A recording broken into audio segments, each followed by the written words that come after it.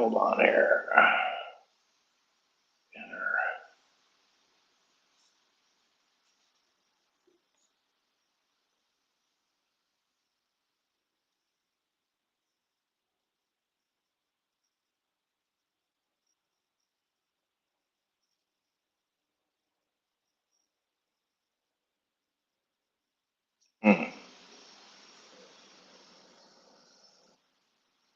Says it's having an issue.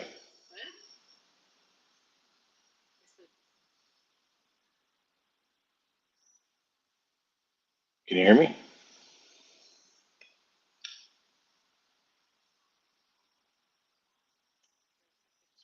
All right. Good evening, Crime Talk aficionados. I hope you all can hear me. Give me a thumbs up if you can hear me. Obviously, you can see we're not in the Crime Talk studios this evening. Thanks for that. I apologize for the little intro. As you can see, I don't have Frank, the hardest working man in show business, here to help me. We're doing it the old-fashioned way. Scott giving it his best try. So we're here in my backyard on my patio at this very moment. It's been a busy week, and it has also been a busy day. I was in trial prep, and hopefully the dog won't go bark at the neighbor at this very second. But obviously a lot of breaking news this evening. Earlier this afternoon, obviously the assassination attempt of former President Trump in Butler, Pennsylvania. Now the alleged assassin was exterminated by the Secret Service. Obviously, there's going to be lots of questions as to, well, how could that have possibly taken place, where this individual was on a rooftop within shooting distance with a rifle, taking, there's been various reports from 6 to 7, 8 shots. I'm sure they'll get more information about that for sure. But I remember the last time something like this happened. This goes back to 1981. I know I'm not trying to date myself here because I think I was in grade school, and they sent us home early because that was the assassination attempt on then President Reagan. That was March 30th of 1981. The last time that we've had anything really like this, I guess, other than the guy throwing the shoe in Iraq at President Bush, I think. So obviously a crime was committed, an attempted assassination of a former president, a slew of that. Now we also know that there is at least one other fatality. Another person's been seriously injured. Now, apparently the shooter is dead, but the question then becomes, who else was involved?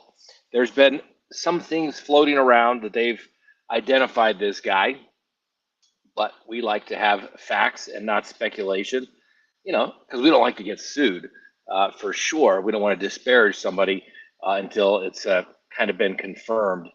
But obviously, this is a serious situation. I doubt this person just happened to get there by himself. Call me crazy. And I don't think I have some sort of tinfoil hat on or anything like that. But obviously, things did not go as planned. I think the Secret Service obviously would say things didn't go as well as they had hoped it to, obviously because their person they're supposed to be protecting, the former president, got nicked in the ear by a bullet. Fortunately, I mean, literally a couple of inches either way, and it probably would have hit the temple and potentially have killed the former president. Obviously, he is the Republican nominee for the White House, and so a lot of issues going on here. Most importantly, we're going to focus not on necessarily the political side of it, but the legal side of it. Now, first thing that I thought of was, why didn't, or how did this happen? First of all, thank goodness the former president's safe, and I would say that about anybody, and hopefully everybody is saying, thank goodness he's safe. Whether you like the man or don't like the man, you don't want to have people in elections being assassinated. That is literally what takes place in third world countries. I think, wasn't it Bolivia or something just recently, where they had all these candidates being eliminated killed, assassinated before the election. That is third world type of stuff, ladies and gentlemen. So there needs to be a big, big investigation as to how could it that this guy got on this rooftop some 400 feet away and start taking shots at the former president. Huge, huge problem. Heads should roll, no doubt. The question is, will they? Now, since we are here in the back patio, hope we don't offend anybody. We've got Miss Winnie the Bulldog here. We've got the lovely Miss Kristen over there as well. And since, like I said, it's been a busy day. I've been to the jail. I've been doing trial prep as I started trial on Monday. If you joined us Friday afternoon, we brought you the dismissal of the Alec Baldwin case. We can certainly talk about that a little bit, but I think the big news certainly right now is the attempted assassination of the former president, Donald Trump. But we can certainly, we'll see how things go. If there's a lot of participation, we can talk about the Alec Baldwin case as well. And frankly, I think that was the correct decision. When you watch the hearing and how it quickly turned into an absolute clear factual determination that the police and the prosecutors, the special prosecutors, hid evidence intentionally from the defense and tried to do it because they didn't want to create other issues for themselves, the judge made the right decision. And I wasn't a huge Alec Baldwin fan. Yeah, I was kind of rooting for him because he's, I'm a defense attorney. He's on trial for the defense. I get it. But, I don't particularly, I like Alec Baldwin as an actor, but he comes across as kind of a jerk and not a very likable guy with some of the things he's done over the years to his family members and strangers and things like that. But, the judge made the total right decision, no doubt. All right, so let's do a quick recap for those who've just joined us. For those of you who've never joined us before, my name is Scott Reich, and this is Crime Talk with Scott Reich. I am a practicing criminal defense attorney. Been doing it going on 30 years in January. It'll be 30 years practicing criminal defense attorney. So I've pretty much, done it all, seen it all as it relates to criminal defense over that time period. We've handled cases that started out as death penalty cases, took those off the table, handled every type of criminal case you could possibly imagine. And just when you think you've heard it all, seen it all, something always still surprises you. We started this show about 6 years ago, right after the Chris Watts incident came about. We kind of followed that. Kind of thought, wow, why would anybody want to watch and listen to what I have to say? Anyway, it kind of took off. And we kind of ebb and flow as far as what we do based upon my schedule. It's been very busy. It's going to be busy next week. But I thought this was worth talking about. What we have to do is obviously everyone needs to be calm, right? I think everybody would agree that the rhetoric in politics has gotten a little over the top on all sides, and it needs to stop. As you can remember, when the Congresswoman Gabby Gifford was shot at I believe it was a supermarket. She was doing some sort of meet and greet. She was shot in the head. Thank goodness she lived. People said, oh, all the Republicans did this because there was something where they put a big bullseye on it. Then we hear today, apparently Biden was on a phone with donors and he said, it's time to put a bullseye on Donald Trump. I'm sure people will be saying, Biden did this, Biden planned this. I think everybody needs to take a deep breath and we need to figure out what the heck went on. Nobody wants anybody killed, particularly in a civilized society where we're better than this, right? You have the election at the ballot box. We don't snuff out the people by assassination attempts. That is just simply wrong. So, like I said, the question is, and obviously the dead guy who has yet to be identified, he was on a rooftop about some 400 feet away and was able to get onto the roof outside of the area of the event. But apparently I've seen interviews where guys were saying, hey, I saw this guy climbing on the roof with a rifle. I was pointing him out to the Secret Service and the police, and they were all kind of looking around. And he was even wondering, why is the president still on the why is he still on the stage? Let me anyway, hold on a second. I got no. Anyway, so the guy is seeing, pointing at Secret Service, saying, "Look, there he is," and Secret Service weren't doing anything. It wasn't until after the shots were fired that the Secret Service sniper team took out this individual. Like we said, we don't know what exactly this guy's motivation is. Obviously, we know he wanted to kill the former president and wanted to prevent him from being the future president, and he failed, and he failed miserably by this much. Literally, if you saw it, apparently the president, well, not apparently, the president has, former president has issued a statement stating that his upper earlobe was in fact struck. I even saw a picture that had a highlighter where you can literally see a bullet going by, whether it missed him or not, but literally by a couple of inches. And it would not be an attempted assassination, it would have been an assassination. Thank goodness this guy did not succeed in that in any way. Now, who takes over this investigation?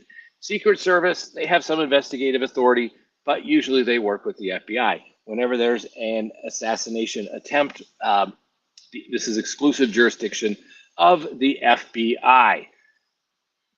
Well, we're going to see how well they dig, I guess. What are they going to do? First of all, well, apparently this guy, the shooter, had no identification on him. So first they're going to have to get a positive ID from him. I guarantee you they've been writing warrants since this guy first got shot. They're probably doing everything they can to figure out who he is. They are writing warrants for everything. And I've seen some information, and I don't want to put out anything false. We try to be as accurate as possible for sure. But there's been reports that this guy, the shooter, put something up on social media, basically saying something big was going to happen. There's also been some information that maybe this guy was some sort of, let's say, Antifa type of individual. So, like I said, that hasn't been confirmed, but I've seen several people report that information, but we're not going to mention any names until we finally get that. But, you know, that's just the way it is. News, more information will be coming by shortly. Now, what I think is the breaking news also is that apparently the former president was planning on coming to Denver. Now, not to have an appearance on Crime Talk, which he's certainly welcome to do, but he was going to the UFC fights that are here in Denver tonight. So we'll see if that comes to fruition as well. The president issued a statement as well. The former president issued a statement today saying that obviously that he is okay, that he has been shot. He thanked the Secret Service for doing their job, although I probably want to get somebody maybe a little better with setting up a perimeter, maybe maybe somebody monitoring the tops of those buildings, some 400 yards from an elevated position, taking shots at the president. Frankly, we'll have to wait and see. But what do we say here all the time? It's people in government. Nobody ever gets fired, right? You can be completely, totally incompetent in government, and you can't get fired. We'll see if somebody from the Secret Service detail gets fired. Whoever was in charge, that's just what we'll have to wait and see. Okay, Flims know that info is wrong. Well, what is? Okay, all right. That's a comment between everybody there on the chat themselves. Anyway, the shooter's dead. So then we're gonna have an investigation. Secret Service turns everything over to the FBI. FBI is going to be flooding from everywhere to assist in this investigation. Let's hope they do a thorough investigation. Um, they're going to get all the social media information. They're going to get this guy's phone. They're going to do everything that they can. Yeah, uncivil law. I think assassination may be illegal. Yes, it is uncivil law. That's why you get paid the big bucks. Exactly. And that's why we're talking about it. It is illegal to assassinate and, frankly, to kill anybody, let alone assassinate a former president. And if in fact that were the case that had taken place, obviously that would be an offense punishable by death. But we have no need for that, at least at this point. But the question is going to become, and like I said, we're going to have to see where the investigation leads us. But if there were other people involved, was this guy just acting alone? Somehow, I don't know. We're going to have to wait and see. We'll have to wait and see, right? We'll have to wait and see. But hopefully, if there is in fact a connection between this shooter, now dead, deceased shooter, then need to follow the evidence where it may lead. I doubt this guy acted alone. My guess is that, based upon all the social information, the social media information that we can probably get from these guys, since we've talked about, these various unique theories of prosecution as it relates to like a negligent theory. I don't know if this guy was some dude living in his basement or if he was like some dude living on the streets or whatever. It looked like from the pictures that I saw of him as a dead guy on a roof, it looked like he had some sort of camouflage on and had a shirt that had a shirt on it. I don't know. We don't know anything about the dead guy yet. We'll have to wait and see. Now, like I said earlier, because I am sitting on my back patio, the lovely Miss Kristen has been kind enough to join me. Miss Winnie the Bulldog is over here. Hopefully she won't make too much noise. Yes, I am going to partake of a fine cigar while we're doing this. Hopefully you all will not mind if I take an occasional puff on my cigar. Let's see. Yes, comments on it. It was the parents' fault. Put them in jail for raising their child. Well, that's the theory. Remember of the school shooters? Everyone went after the school shooters, basically saying that they should have been prosecuted because they knew or should have known something bad was going to happen. My challenge, I guess, is to everybody is let's see how that carries out here. All these individuals that knew this guy, did they participate? Did they show up to rallies? And did they do things where they were talking all this talk? Do they go out there? Should they be prosecuted? I don't know. We'll have to wait and see. April says it's an inside job. April, seriously, you have to wonder how as a former president is at a rally where he's entitled to Secret Service protection, not only because of his status as a former president, but as the leading nominee for the presidential election in November. And apparently, reports have said that the Secret Service had wanted or requested more security, beefed up security. And apparently, the administration, Department of Human Service or Department of Homeland Security, had denied those requests. So I don't know, maybe Mayorkas, Director of Homeland Security, perhaps this was his way of trying to punish the former president by not giving him the appropriate security. I don't know. Could one be charged with that as well? I don't know. There's all kinds of unique legal theories that people have been testing out in the law lately. Maybe we should probably do something, at least investigate something along those lines. Remember, we had the Crumleys in Michigan. Their son did terrible things, killed it was 5 people, if I remember off the top of my head. And the teachers, none of the teachers were charged, even though they knew that he was probably or could have been capable of doing something. And the only people that were charged were the parents, not the people at the school. They should have been. The school's been sued because it's a negligence theory, right? That's what you do, is you negligently fail to do something. And then the Crumleys were prosecuted for negligently failing to do something. but they were not. Okay, let's see here. Now, Crystal says, let's see if I can make this up. Let's see here. The bullet hit the teleprompter and the glass cut Trump's ear. And the person who died took the bullet that was meant for him. I don't him saying any condolences for this person. Actually, Christina, the president's statement, former president's statement tonight, said that his heart goes out to the families when he was thanking the Secret Service for the injured. Now, I don't know. That's the first time I've heard that the bullet actually hit a teleprompter. Like I said, we're going to have to wait to get more information.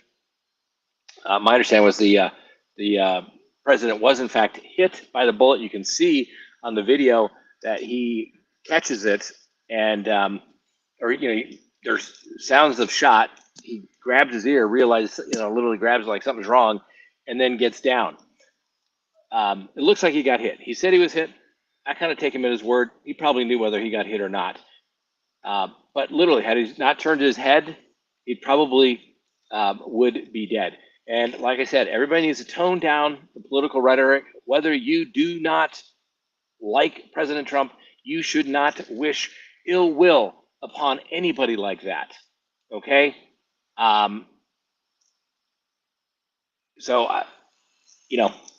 People can have their opinions, right?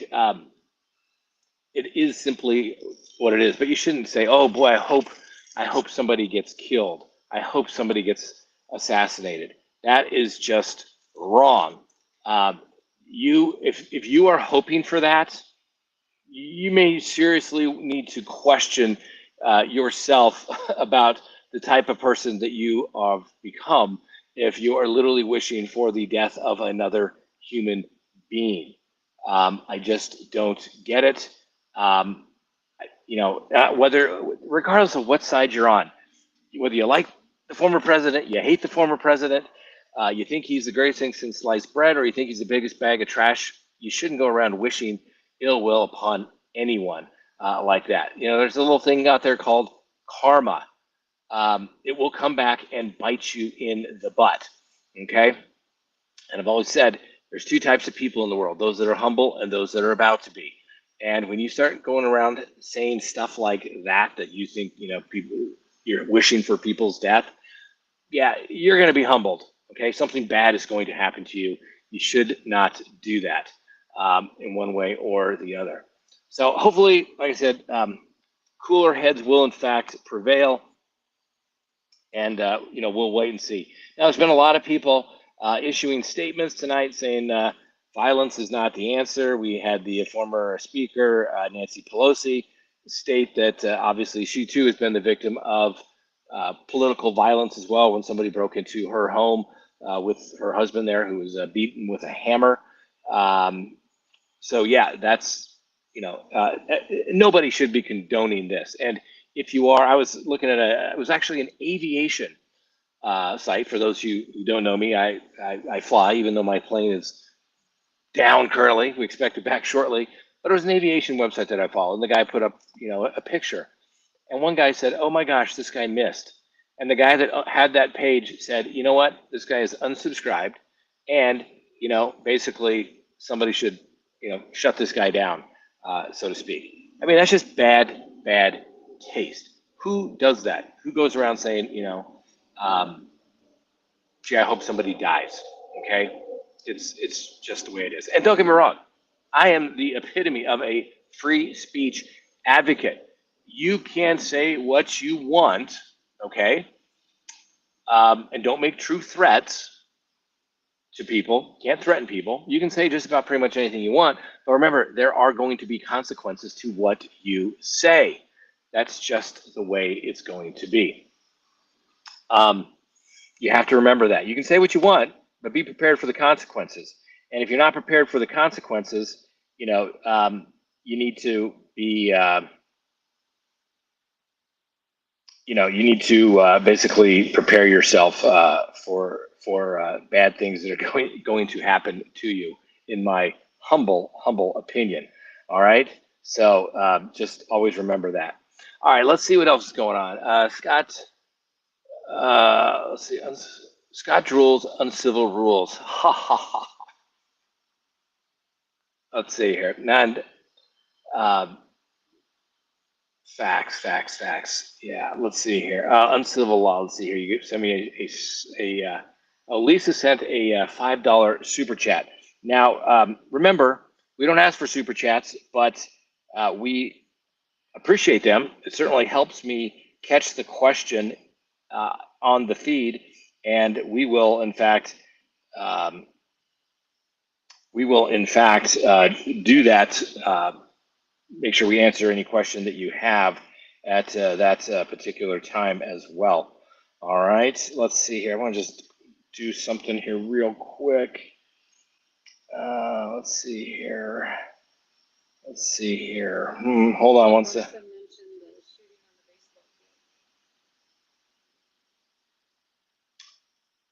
I'm sorry. The one in the one in New York, or I'm sorry, DC years ago when the people were on the. Yeah. Anyway. Yeah. Okay. Can't get Lisa's name to come up, but Lisa, we appreciate that. Let's see here. Silly me, I want to thank you for going live. I'm going to subscribe to your channel. Finally, I've been watching almost as long as you've been on YouTube. Well, thank you, Lisa.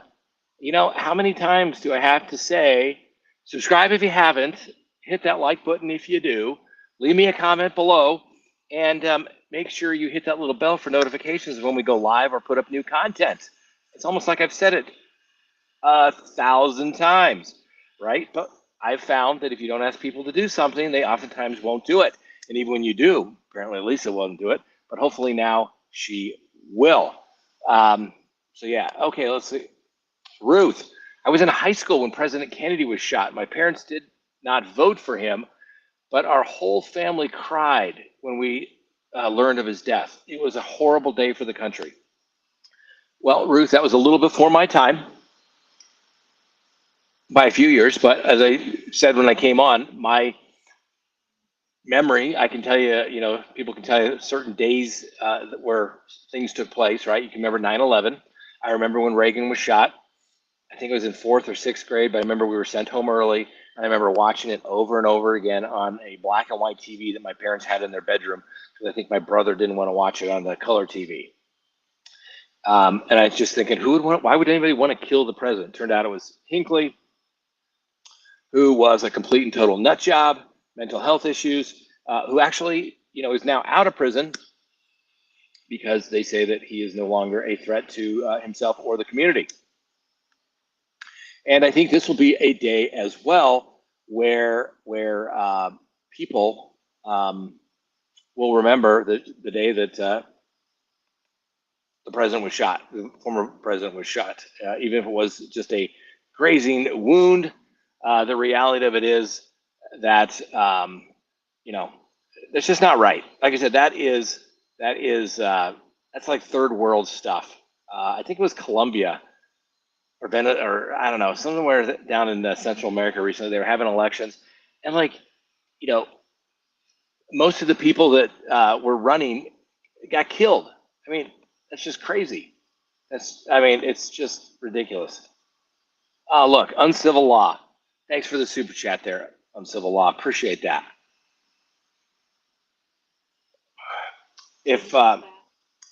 Uncivil law, great guy.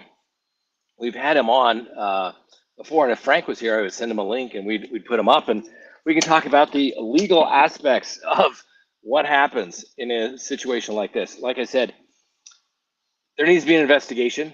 Heads need to roll in the Secret Service as to why this was allowed to take place. If somebody denied the president's, you know, beefed up security detail based upon legitimate threats, which I'm sure they Secret Services monitor all the time. I'm sure there's a reason why they made those threats. And if somebody intentionally withheld those funds from, you know, the Secret Service out of spite or for whatever reason, they better have one hell of a good reason to do that for sure. Otherwise, you know, maybe, I don't know. You know, I know things in politics get nasty, but, you know, there's still you have to have common decency and respect. April says, why is it that all the great people assassinate or attempt to be assassinated? Start with Martin Luther King, the Kennedys, Ford, Reagan, etc. Most less, okay, I know we're not going to get into the political side of it, but I mean, obviously Lincoln was assassinated, right there at the end of the Civil War. JFK assassinated. Lee Harvey Oswald, who, it breaks my heart that he was a Marine, but at least you know why he could shoot that well. But the guy, that guy was a communist. He went to live in Russia with his Russian wife, and then he came back here to the United States.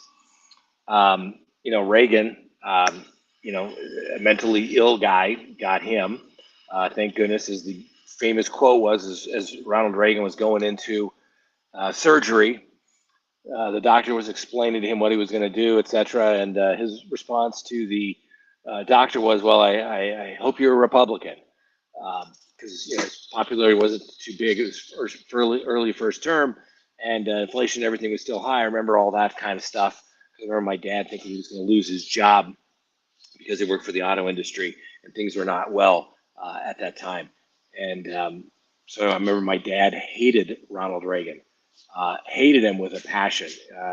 He was a true diehard working blue collar Democrat, and hated Ronald Reagan. Hated him. So let's see here.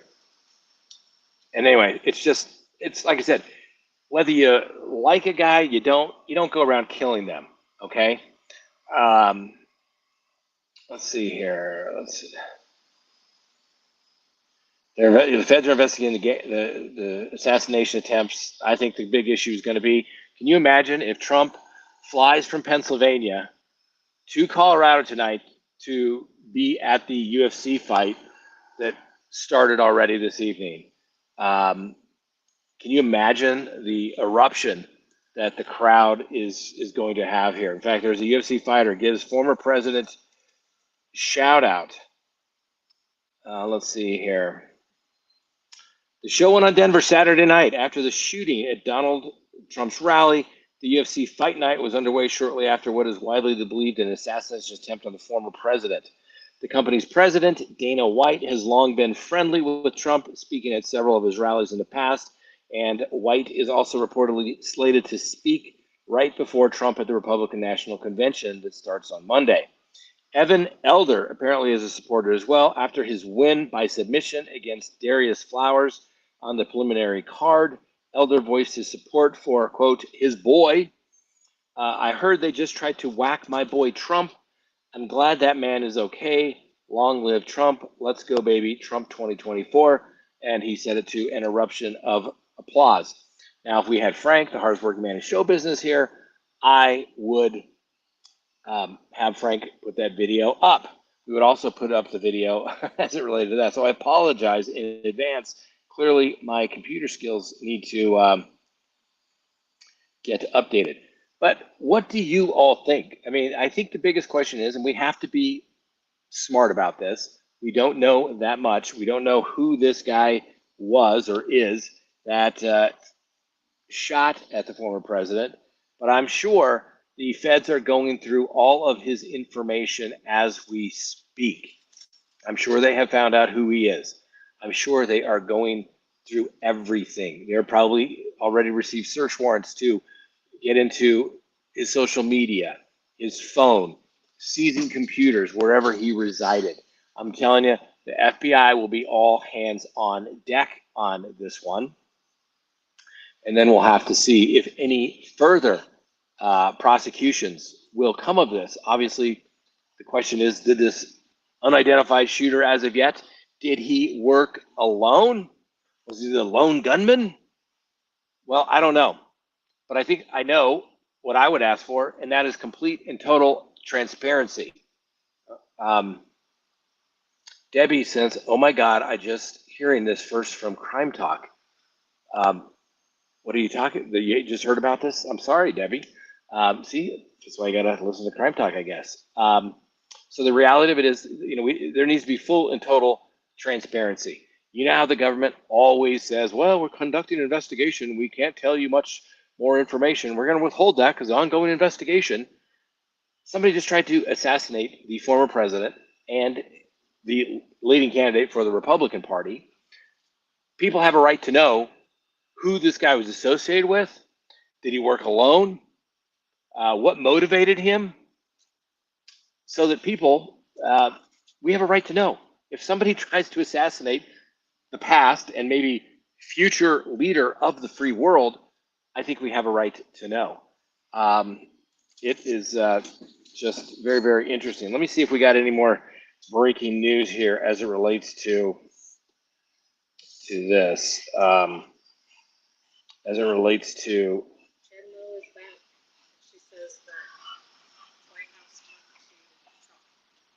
Okay, yeah, the president came out and spoke earlier. Apparently, he was at church, and that he had been briefed on the issue.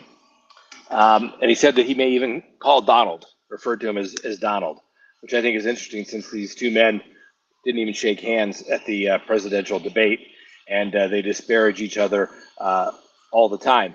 But I think that shows you some of the rhetoric, maybe, hopefully, not. I hope it didn't take attempted assassination, but maybe a little civility can be returned to politics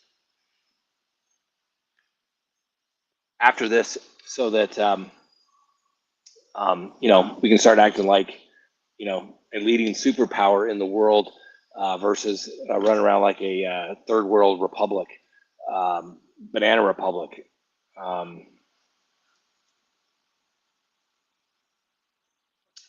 Let's see, is this Vanessa? Everyone has a right to their own opinion. I agree. However, it's never okay to force your opinion onto others, nor is it okay to murder someone over your opinion. Totally agree. I like I said, I'm a big believer in free speech. We want to know what these wackos are doing out there, and by censoring that stuff, that's how people get through. If some guy is, on his internet page saying he was going to do terrible things to elected leaders, guess what? We probably want to know about that. Okay, and they have a right to say bad things, right? It's not a you can say horrible things. Nobody has a right to not be offended under the First Amendment. It's when you make true threats to somebody, where you actually say, this is a threat to you, that is what takes place. Ree, R-E-E, thanks for the $10 super sticker. Appreciate that. If you want to ask a question or put a statement in a super chat, you can always do that as well. But anyway, so remember, under the First Amendment, the government can't put in laws, restrictions, just because they don't like what you have to say, but you don't have an absolute right to say anything you want. You can't yell fire in a crowded theater because you could, cause a disruption. You can't make a true threat where you are literally trying to put somebody in fear of death. They would reasonably believe that they were in fear of death. You can't do that either. You can also be sued if you say something false and completely derogatory. Now, obviously, if they're a public figure, it's a little bit higher standard. But the reality is you can't go around defaming people, slandering them, whether written or verbally, just because you don't like them. Okay, you can have differences of opinion, and we've always said that here at Crime Talk is you can disagree with me. There's lots of things that people disagree with me on. There's people like, Scott, I like you, but I disagree on this case about it. That's great. Maybe we made you think a little bit. I don't know. Maybe I'm wrong, and I'll be the first one to tell you if I think that I am wrong. I will tell you that. Scott, have you ever had a problem with government, corrupt government and prosecutors? Yes. And what I think you're referring to is the Alec Baldwin case, which I said we could also talk about as well. For some reason, I do not have a very good cigar here tonight, and it is not lighting up very well. But yes, what took place in Alec Baldwin is not that unusual. And when I mean it's not that unusual, let's just take a look at a couple of things, right? In this particular case, the prosecutors in the Alec Baldwin case, and we can come back to the Trump thing, the prosecutors in the Alec Baldwin case hid evidence. The prosecutors have an absolute obligation to turn over all evidence, whether it's inculpatory, which means it's going to be bad for the defense.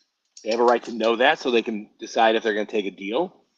And if it's inculpatory, which it reduces the penalty or maybe even it possibly acquits them. Now, in the case as it relates to Alec Baldwin, somebody related to this case said, you know what, I have a batch. I don't think this ammunition was at the Rust movie site, but I believe all of these rounds came from the same batch as that was there. And that was this Trexel guy, right? And he says, I don't know, but I'm just telling you, I want to turn it over to you guys for safekeeping. The police collect it, the prosecutor, the police, lead investigator all get together, and if someone said, hey, this is relevant to Alec Baldwin's case or the case of Hannah Gutierrez, I have an idea. Why don't we just put this in? And somebody came and turned in some evidence. We're not sure that it was at the property, so we really don't have any duty to turn it over to anybody, right? So we'll just book it under a separate booking number. Well, then at some point, the prosecution's like, oh, did we not turn that over? Oh, we're so sorry. Ooh. Anyway, this comes out. The defense files a motion to dismiss. And I'm driving back from court, listening to this in my car, and the judge is asking questions of one of the lead investigators. It's like, okay, you get this evidence. Why did you not put it as in the case related to Alec Baldwin, Alec Gutierrez? And she's like, well, we didn't think it was related because, it was maybe the same batch, but we didn't know. We didn't know if it was actually at the Rust site. So, we didn't want to complicate things. And the smoking gun question was when the judge asked who was at the meeting. The lead investigator said, well, myself, the other investigator, her bosses, and the prosecutor. At that point, I was like, oh, game over. Did I think that the judge was going to dismiss the case with prejudice? At that point, no. But I thought she was going to maybe at least declare a mistrial or exclude the use of that evidence, impose a severe and heavy sanction against the prosecution in the Baldwin matter. But then the prosecutor was like, I want to get up and make a statement. The judge was like, are you sure you want to do that? And so she started going through and I tried to explain it. And frankly, she lied. And when the judge, and we put it in our story the other day, the judge after that said that, this is about as close as you can get to basically suppressing evidence. It's a smoking gun, case dismissed. And I think that was totally appropriate remedy. So have I dealt with government corruption? Absolutely. Look at, and is it just me or does it seem to happen a little more readily? Maybe they're a little not as good as hiding it in these smaller jurisdictions. Obviously, Santa Fe, not a huge jurisdiction. We saw it in the Suzanne Morphew case, remember? Linda Stanley, her office up there, not good at that either. Maybe the bigger jurisdictions are just better at hiding the evidence. And, obviously we had it in the Daybell case as well. Evidence wasn't turned over in a timely manner. The sanction was no death penalty. So yes, ladies and gentlemen, have I seen government corruption? Have I seen cases myself? Yes, absolutely. I have this case, and I don't want to digress too much, but it was a very, very serious case. Double homicide, attempted murder, and swear to God, we kept saying there's problems with your DNA. There's problems with your DNA. And the prosecutors kept saying, you don't know what you're talking about. Why are you being so ridiculous? How dare you besmirch our beautiful, brilliant crime lab? And, years go by, client got convicted. And guess what? It was like 6 years later, they issue a report. Oh, look, we were going back because we found some other errors. We found out that your case and along with other cases, this particular batch was completely contaminated. Completely contaminated with one of the people conducting the test DNA. So it was faulty results. And everybody said we were ridiculous. Everybody looked at us like we had a third eye on our forehead. And how dare you besmirch these people? These are scientists. How dare you question the science? Well, I got a scientist questioning the science, and you guys think we're all a bunch of idiots. So when that letter came out, I saw the prosecutors like, "Ooh, boy, it looks like we were right, wasn't it?" Had case not long ago, very recently, very similar.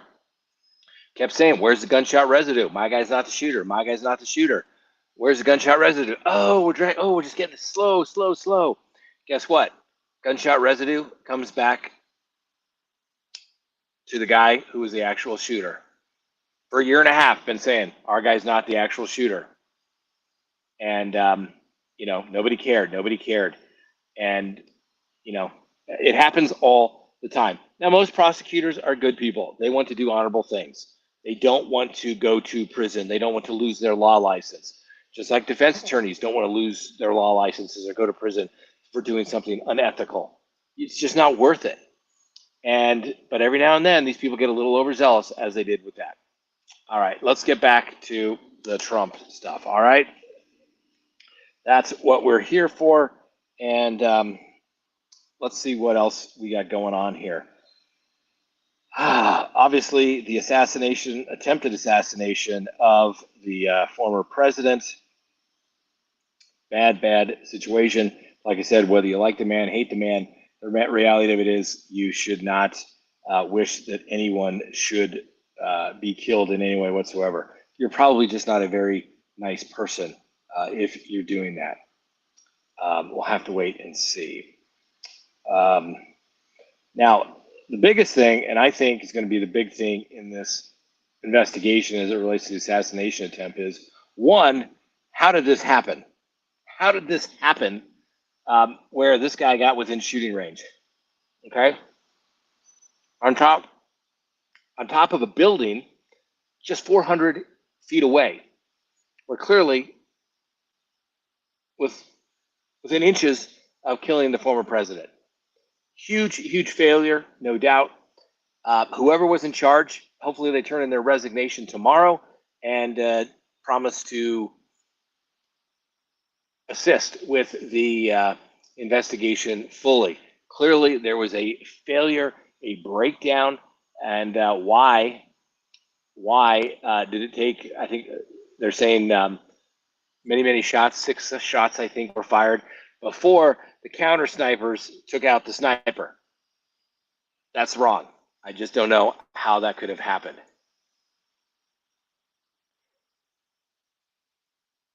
Apparently, President Biden has called and spoken with the former president. Obviously, politics, things get heated, but even they apparently were able to chat and be happy. Not be happy, but be thankful that obviously nobody was killed. Nobody wants to win an election by killing your opponent, right? We're not some third world banana republic here. Yep, Jen Lowe, the shooter shot from an elevated location outside the rally, but still, that outside the rally should have been pretty obvious when you see those photos from the stage. That building, I'm surprised that it wasn't sealed off. If you've ever been anywhere where any president has ever been, I mean, normally they shut down those buildings so tight you can't get in any stairwells. They have snipers on the rooftops everywhere. It is crazy. When we went to the Supreme Court, when was that? March? No, February, I think, because we had a very small amicus brief filed on behalf of a professor as it related to the 14th Amendment and various things related to that. At those oral arguments, there were snipers everywhere on rooftops there by the Supreme Court building.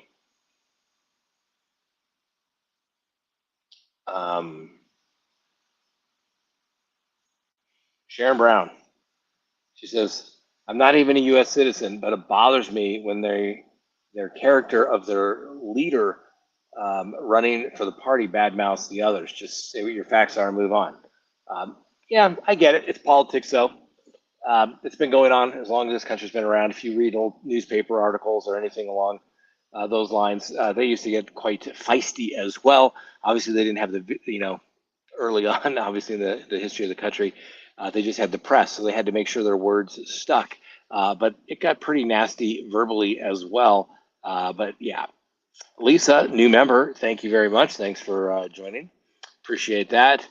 Let's see, this fighting out Biden. Let's see here.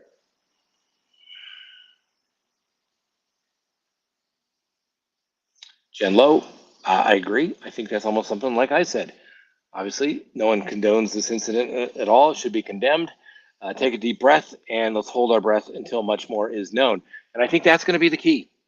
That is going to be the key. Who knew what and when did they know it?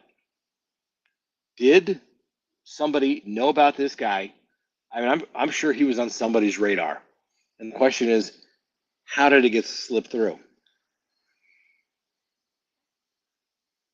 The other thing is, I think most important is, how did this guy get on that rooftop? How did this guy get on the rooftop so that he had enough time to get off several rounds? How? Now there was a report. There was a guy on TV where he was literally like, "Yeah, I was standing there pointing at this guy on the roof. Wondering why is the guy on the roof with a gun over there?" And he says, "I'm pointing at the Secret Service, and they're all just looking at me like, what's going on? We don't know what's going on." So we're gonna have to see. That's gonna be the biggest thing. How did that guy get on the roof? Who let it get on the roof? I don't know what happened with this cigar. Would you mind getting me a new one with a cutter? Because this one's garbage. What? Yeah. It's a Davidoff? No, it's not a Davidoff. It's obviously a chump. I saved the good ones for a good night, so to speak. You're right. Let's see here. Sally, Sharon, you're right about all that. All the mudslinging and insults, very insulting Americans who are concerned about this country. Yeah, both sides can be bullies. I mean, let's face it. I mean, I know Trump and everybody always is like, "Oh God, will he just shut his mouth?" Right? I get it. I get it. But a little civility would be good, right? A little respect. That's the one thing that when you go to court, things get testy sometimes, but there's still civility, and there's still the judge up there saying, "You know what? Only one person's going to talk at a time." And when the other side is done, you can respond, but we're not going to insult the other individual over there as well. You don't do it. You don't take personal shots at it. Otherwise, judges will hold you in contempt so quick that your head will spin. You have to be civil. That's just the way it is. And you would think and you would hope that we could maybe get back to some of that. We'll have to wait and see. Obviously, you just never know how that all works out, so to speak.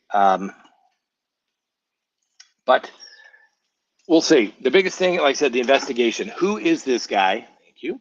Who is this guy? Ooh, the good stuff.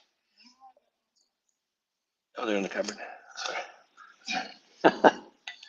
All right. The lovely Miss Kristen has returned per my request with a wonderful Davidoff cigar that she bought me for my birthday. If anybody knows anything about cigars, I think Davidoffs are some of the best and the finest. And hopefully that other one that was also gifted to me, but was not great, would not stay lit, which is very odd. Let's see. I don't follow Baldwin, could care less about Hollywood stuff, even though I believe justice should prevail in any case.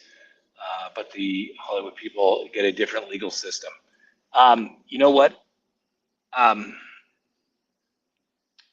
Venus, and normally I would say if the Alec Baldwin case had got dismissed for some real weird thing, I'd say, oh, he got a free pass, and there's a two-tier legal system. But I agree with the court's conclusion in this particular case. The prosecutors lied, they tried to hide evidence, and they got caught. That's just the way it is. Okay? And, the truth, or a pretty darn close version, is going to come out in the adversarial system. That is the beautiful thing about people's ideas being put out into that marketplace of idea, and people saying, this is the best way to do it. And somebody says, well, did you think about this? And through that process of questioning respectfully and challenging respectfully, we come to something that's hopefully better, or at least closer to the truth than if somebody just tries to tell you, believe this. Like I said, I think in the Trump attempted assassination investigation here, the only way that people are going to be satisfied, or should consider it, is in this particular case, is they need complete and total transparency. As you may recall, remember the shooting in Nashville? There was this, all these writings of the shooter, and people don't want any of that information released. And the judge finally ruled, the victims' parents, the children that were killed, their parents have a copyright to it. I didn't look into that closely, but I've never heard that before in my life. But the city has fought at every juncture to not release that manifesto. And all that does is create crazy theories about it. Release it. We're adults. We are big people. We are big people. Now, Ralph, Ralph, follow the money and the Constitution. Ralph, I agree with you. And I think sometimes, Ralph, we don't always agree with each other. But maybe I'm wrong. Maybe that's a different Ralph. But anyway, yes, follow the money. No doubt. We need to see what this guy was doing, this shooter was doing. We need to have a full investigation of who this guy is, and it needs to be open and transparent. And frankly, because the guy's dead, he doesn't have any expectation of privacy at this point. Frankly, he lost that when he attempted to assassinate the former president. And let's not forget, he killed somebody else that was a completely innocent bystander in the stands. And apparently there's another individual that has been severely wounded as well. So we, the public, should have a right to know what took place. How was there this catastrophic failure by the Secret Service to allow 6 to 7 shots for various numbers, let's just say between 4 and 8 rounds fired at the president? How did that happen? Somebody's head should roll. And I mean in the figuratively sense, not the literal sense, ladies and gentlemen. We need to have transparency as to what happened. And someone should lose their job. I'm sure they'll get a nice cushy transfer somewhere, but they won't lose their job because they're probably just so close to retirement. Don't care. Somebody totally screwed up, and somebody needs to pay a price. And even more importantly, we need to find out. There's been reports that the Secret Service detail for the former president has requested additional funds and resources because they believe that the level of threats against the president were increasing, and they were credible threats. And who denied it? Reports are Department of Homeland Security, which Secret Service falls under. That would be Mr. Mayorkas, the head of Department of Homeland Security, apparently has denied the request for additional funds. Now, like I said, there have been some unique, novel experiences of law over the last couple of years.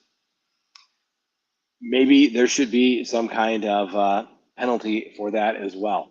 But I doubt anything will take place because, like I said, nobody gets fired. And I mean this honestly as it relates to both parties. Both parties, for the most part, they're corrupt. They're both corrupt. Let's just call it for what it is. Whoever is involved in the political system, they get to Washington, D.C., or it's the state legislature or the city council. it's always about the money. And their goal when they get there is to loot the treasury and enrich their friends. That's it. How can we help make all our friends and family rich? And all parties do it. Let's not single out anyone. They're all just as guilty. And that's why we should probably have term limits as well for everybody, not just the president and various states where they've decided to limit that themselves. It's going to require a constitutional amendment to limit the people in Congress to be term limited. If you don't like someone, please don't hate. Let me see. Let me go back here. Let's see here. If you don't like someone, please don't hate them.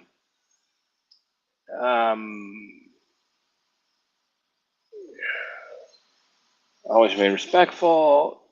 Yeah, I mean, that's the biggest thing. We can agree to disagree. You can say, Scott, you're the biggest idiot around. You don't know what you're talking about. That's fine. You can do that. But just do it respectfully. All right? Don't threaten to harm me or my family in any way. Because then we get a little more serious. All right? I can be your best friend or your greatest enemy. You choose which way it's going to be. All right? I always think it was, and like I said, I've got thick skin. For almost 30 years, I've been doing criminal defense. I've had my YouTube channel for 6 years. You think I haven't had a few haters along the way? I've got really thick skin. I have no real dog in any particular fight.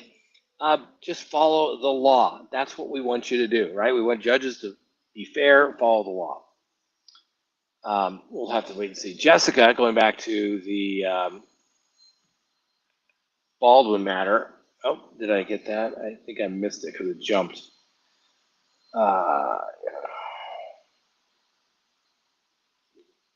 You don't know what you're... Jeffrey, dude, you don't know what you're talking about. Okay. But I like the way you said it. Let me know what you think I'm not knowing what I'm talking about. Let me know. I used to have to hold the flashlight for my grandpa, so I had thick skin too. Let's see. Scott, you have a big cigar, biggest cigar around me right now, and I'd kill for a drag on that. There you go. Not trying to make you relapse there, Venus, but when you don't drink, your vices, you like a good cigar. The lovely Miss Kristen, she enables me. She buys me the good cigars. How can you not resist at the end of the day, a long day of work, going into trial prep, doing trial prep, and yeah. Judy, yes, it is hot out here. Thank you. Scott, looks hot. Yes, it is hot. No, it's not aluminum siding. It's like Trex or something. I don't know.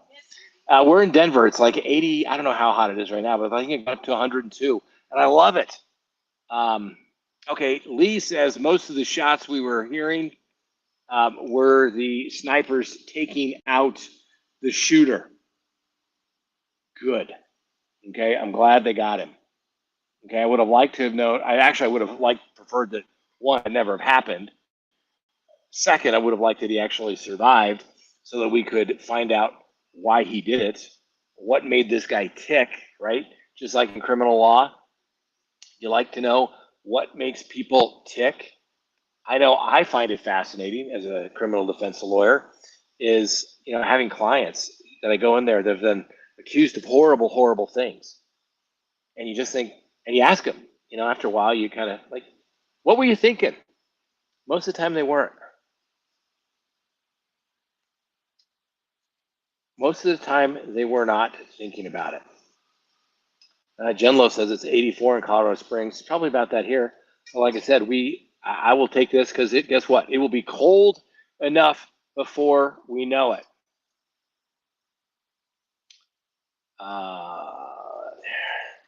Let's see this. Okay, I mean, independent thinker, just because I like your handle there. It says Democrats are demented. Representative Steve Woodrow from Colorado tweeted at 6:40, the last thing America needed was sympathy for the devil, but here we are. Wow. Representative Stephen Woodrow from Colorado, of course. Wow. Um, he should just resign now. That's just inappropriate. The man had an assassination attempt on his life to, tonight. Whether you like him or not, hold off. Have a little respect for the man. Um, I mean, I just stuff like that. I just can't. I just can't. I don't understand. I mean, nobody wants. You shouldn't want anything bad to happen to anybody.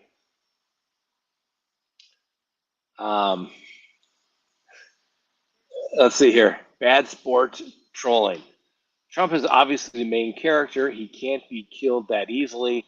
A bullet hit his ear and not his head, and that definitely the plot movie more with the main character. I mean, think about it. 110 here in California. Wow. Well, it is summertime.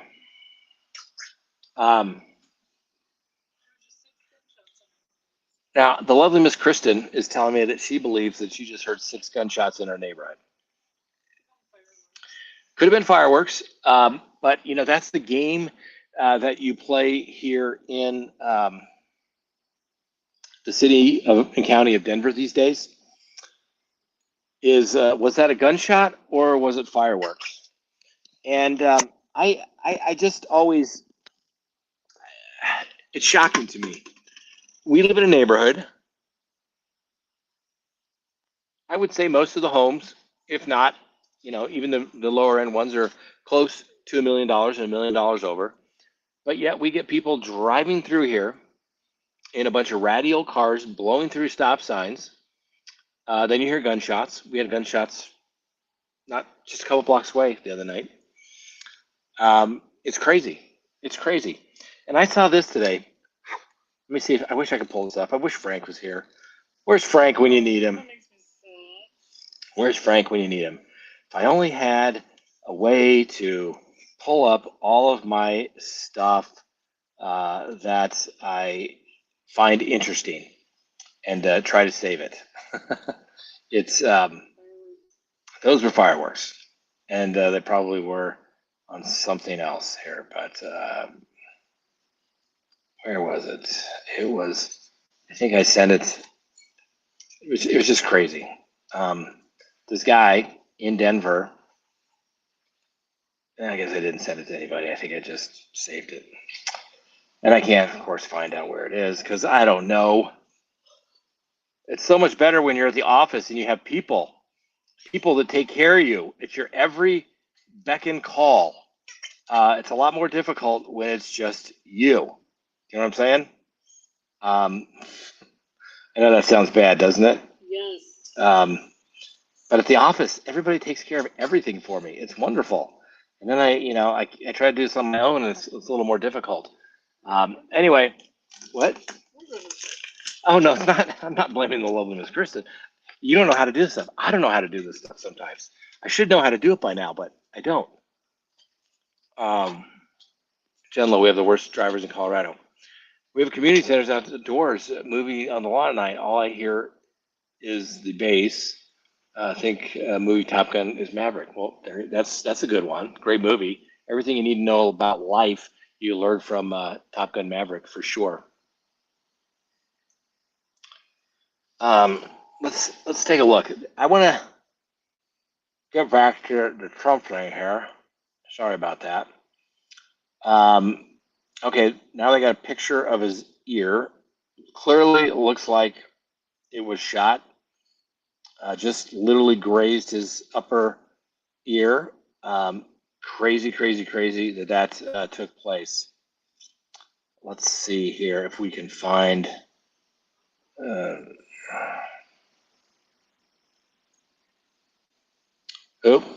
Apparently they have released pictures, but we won't be putting it up, of the dead guy on the roof.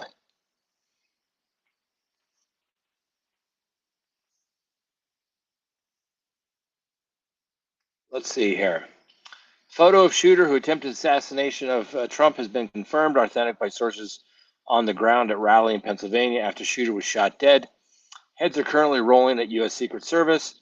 Internal investigation teams from DHS inbound, intent on investigating the Secret Service. That is going to be the scandal. Why did that happen? How did he get up to the roof? So they're pointing at the rifles at the shooter and didn't see him get into position, but then they eliminated within seconds of the fire. All right, see, that's why it has to be complete transparency, because it is a situation where people are already starting to have conspiracy theories, and there needs to be, everybody needs to know what the heck happened, who this guy was, who is he associated with. Bottom line is, eyewitnesses say that they saw the suspect at the Trump rally go in between buildings to the next building when he alerted the police. The witness states that he noticed two officers that were looking for something or somebody, and he was looking around himself, seeing a guy on the top of the building go in between one building and the next, and then told the officers that he was up there. I went back to tell the officers that he came over there and he couldn't see him. When he turned his back, he heard shots. So Secret Service is going to be interviewing a lot of these people. Apparently had a Reddit account. We'll have to wait and see here. Let's see here. There's this photo. Gosh, I wish I could put this up. It literally shows a bullet. The picture has a bullet that was seen going by the president's head. See if we can put that up here. Look at that. There's a little bullet there that they've highlighted. Absolute luck that the former president wasn't killed. So the guy with the rifle within 152 yards from the presidential nominee, unseen, and he gets two shots off. Not exactly the best in security. I hope that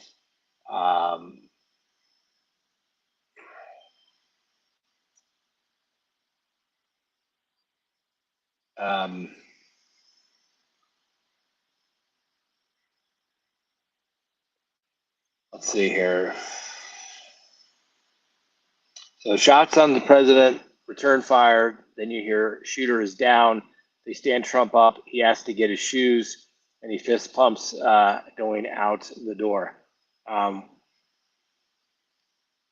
That will probably be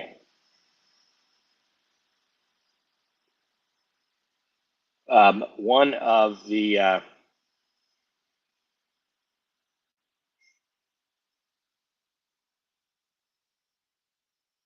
that photo will probably get a Pulitzer Prize there, I would think. It would have to.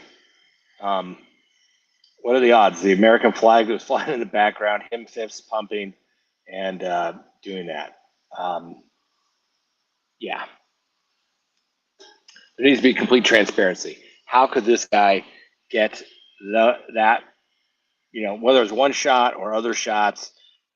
There's video of, the dead guy here. Let's see here. Show you that one. We're going really high tech, but then they zoom in on the top of the building and you can see the dead guy. We need to find out who this guy is, what took place, and the question is, obviously he's dead. He's not going to be prosecuted for the attempted assassination, but he's going to be prosecuted for, he should be prosecuted, or people that are associated with him and helped him in any way. How did he get the firearm? How did he do anything?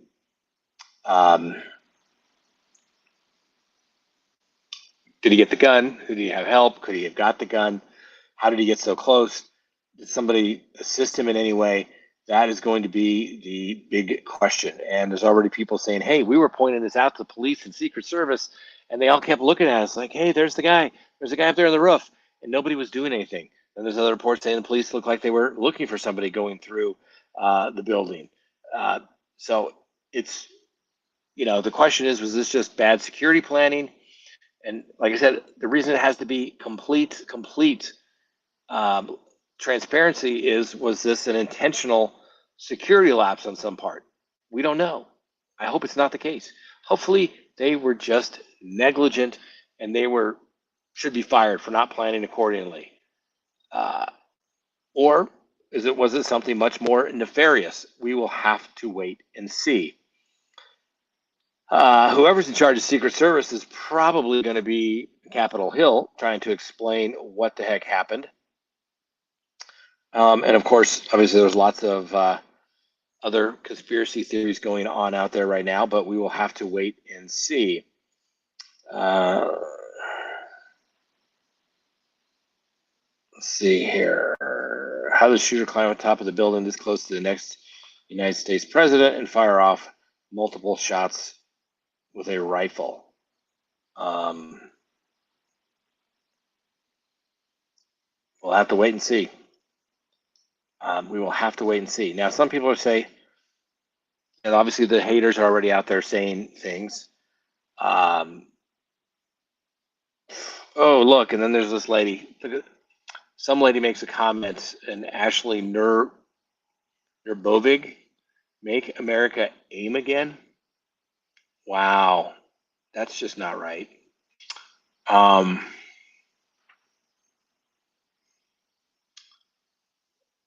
then there's already people saying the president's statement. Apparently, people are criticizing his statement, saying that he needs to tell his followers to lower the temperature. I mean, the former president just got shot, for goodness sakes. People need to get for real here.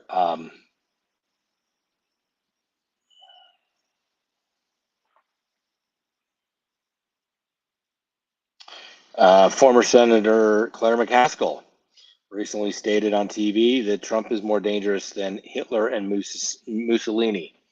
So as you can see, both sides are engaged in the rhetoric, and it should stop on both sides.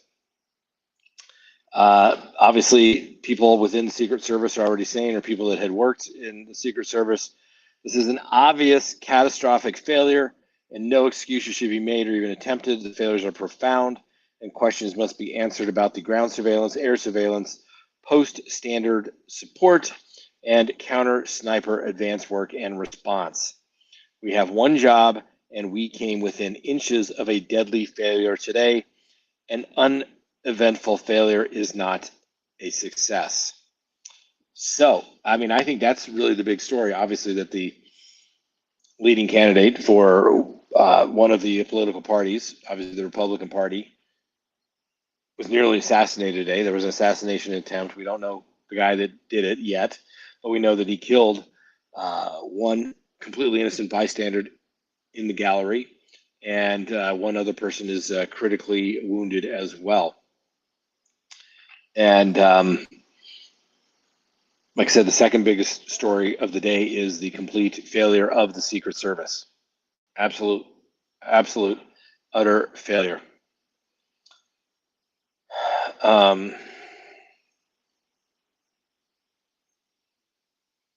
We'll have to wait and see.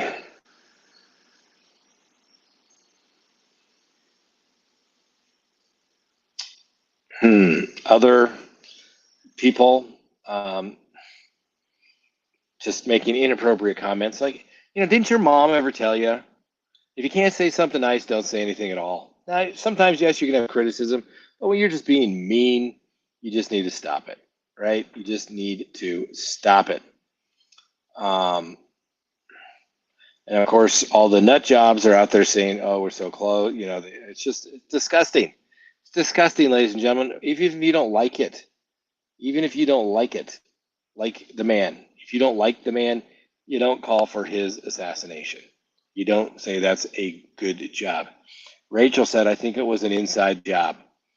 One would have to wonder, how could there be so many catastrophic failures, unless somebody looked the other way.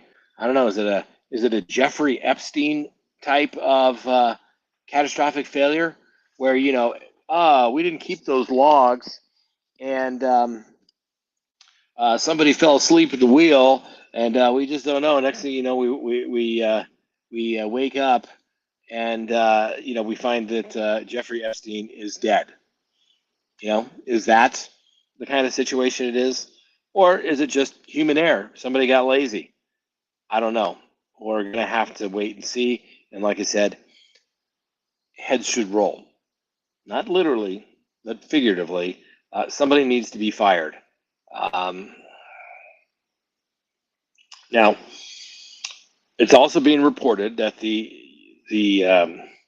United States Secret Service, the director, Kim Cheadle, has repeatedly turned down requests for a large security footprint around President Trump, despite knowing the threat level is catastrophic. So people are already saying the director of the Secret Service should resign immediately. But they won't. They won't. They're going to say we did a good job. They didn't. They failed. They have one job: to make sure nobody attempts to assassinate the former president.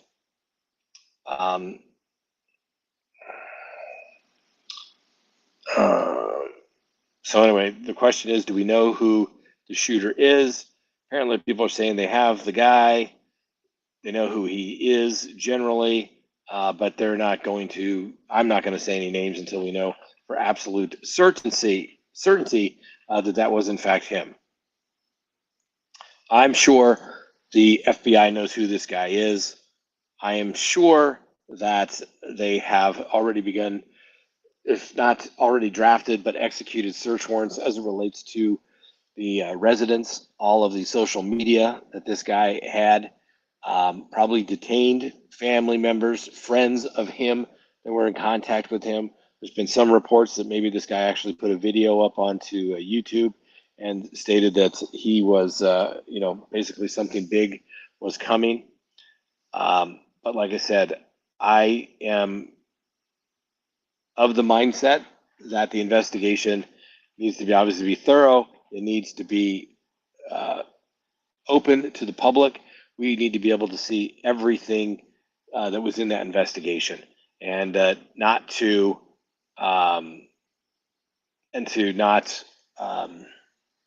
hold something back because it's going to prevent future investigations. Well, it may be relevant in another investigation, but don't hide it. Like the Alec Baldwin thing. Well, maybe relevant, may not be. We just can't tell. Okay. Complete transparency. Let's see here. And of course, former Speaker Nancy Pelosi said the other day, before rally, Trump must be stopped. He cannot be president. That's the kind of rhetoric where some idiots take it literally, and you just can't do that. Some people are saying now's the time for sources inside our intelligence agency, law enforcement, to step forward. They said that people are saying, witnesses, that the shooter was crawling across the roof just outside the venue with a rifle in his hands.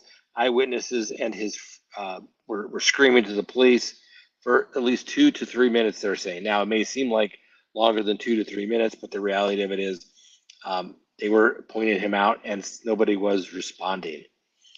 And of course, CNN, the most accurate news source out there, their headline was Secret Service rushes Trump off stage after he falls at a rally. I'm going to hope that was early on in what was taking place here, and we'll have to wait and see.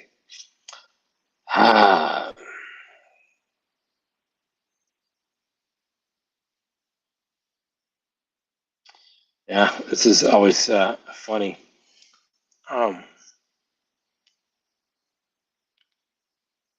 Somebody's saying the elites pick the target. They let the street people do the violence, and then the elites provide the legal protection. I guess we'll have to wait and see if that is true. Like I said, I don't think this guy acted alone. It's just my gut feeling. Seemed to be just a little too close. In my opinion, just got a little too close to the whole situation, and we'll have to wait and see. We'll have to wait and see. And of course, the joke is there's a meme saying, "No one shoots at my vice president and gets away with it." Joe Biden said that.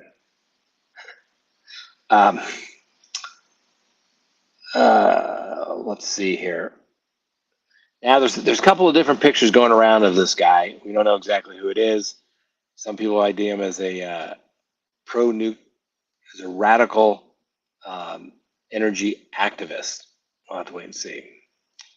We'll have to wait and see. I'm not going to mention any names until we know. Let me know what you think. Inside job, lone wolf. Let me know. We'll have to wait and see. They never reveal what happened. Well, I think in this case, Melissa, God, I hope they do. It needs to be there so people can have trust in their government. And if this was just a catastrophic failure through incompetence, we should know. If it was an inside job or a lone wolf, we should know.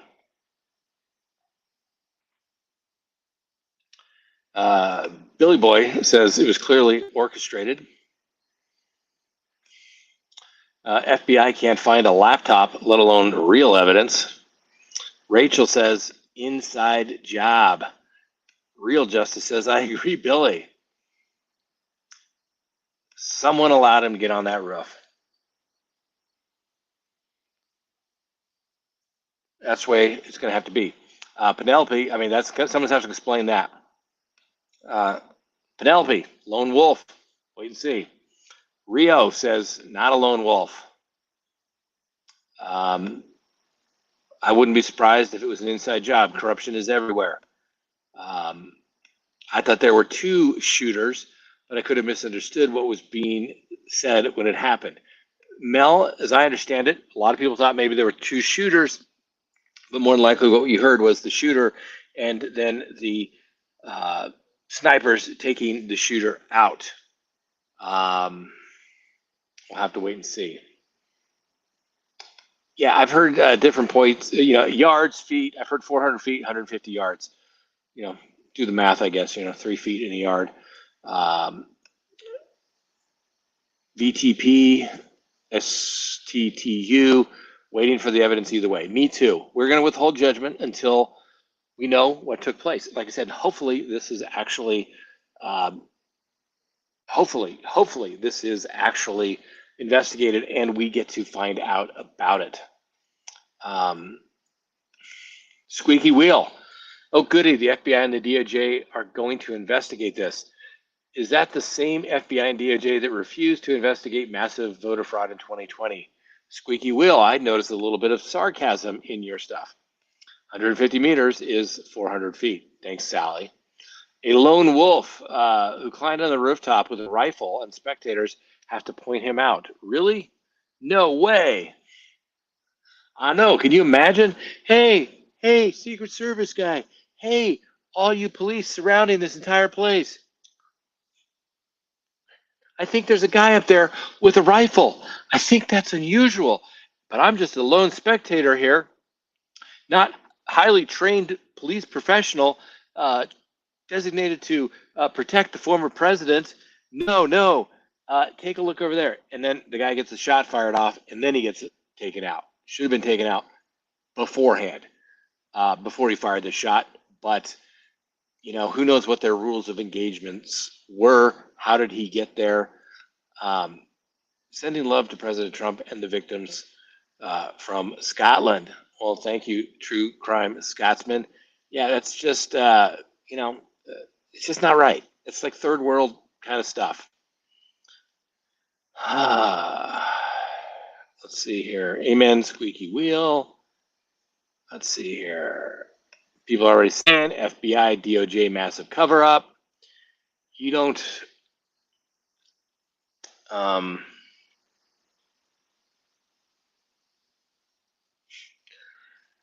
Venus gal, you don't have to like someone to get to the point you pick them because the economy was the best, etc. Just saying, my mom hates Trump, but she made a lot of money during those years. We did have cheap gas prices. I'm not going to lie about that.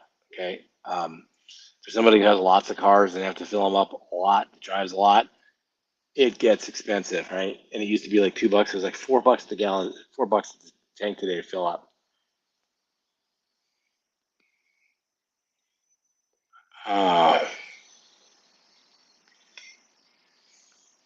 The Secret Service should smoke cigars. Oh, I think there's a little pucker factor going on at Secret Service right now. They're getting debriefed, like who was responsible for this? How did this happen? I thought it was kind of funny when you watch the video over and over and over again. They're like, all right, ready, go. And then nothing happens. They're like, okay, let's go. And then the friend's like, hey, can I get my shoe on here? And then he's pumping his fist like that.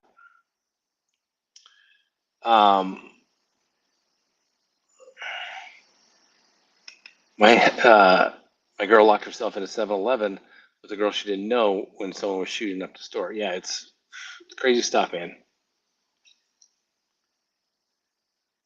Very upsetting, Lucia. Former president, potential candidate, are almost killed. I agree.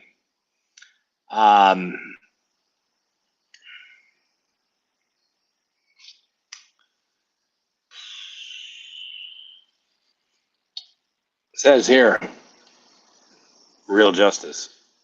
If Trump had died, who would be the replacement on the ticket? I don't know how the answer to that would work. Have to wait and see. Let's see here.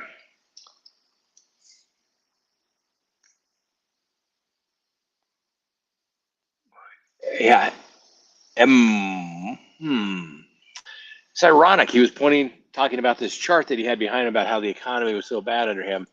Turned his head just a nick. I mean, seriously, if he had turned it this way, probably would have gone right into his temple.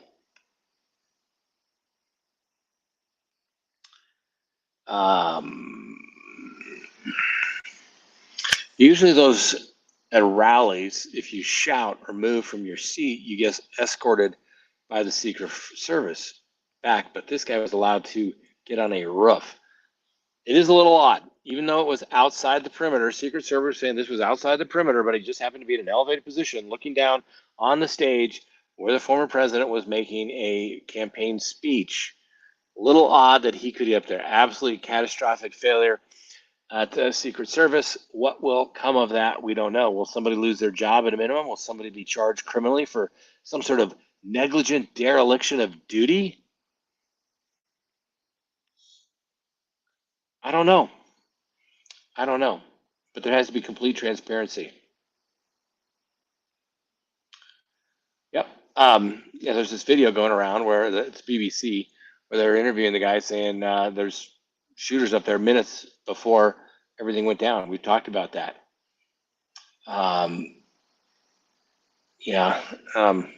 Pickle Zero. How many people are going to go to bed tonight secretly disappointed? Oh, I'm sure there are going to be lots of them.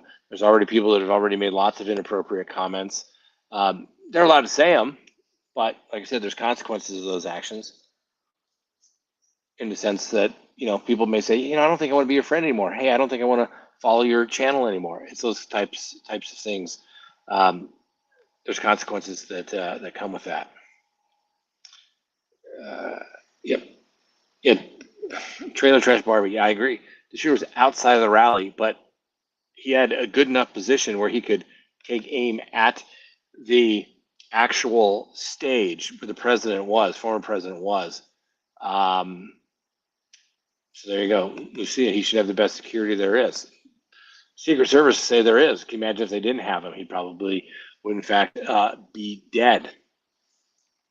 But it's the wrong protection. And if Homeland Security Director of Secret Service turned down the request that normally would have been granted, but because, maybe this person doesn't like Donald Trump as whether they're appointed by Joe Biden. Someone's going to have some explaining to do. That's for sure.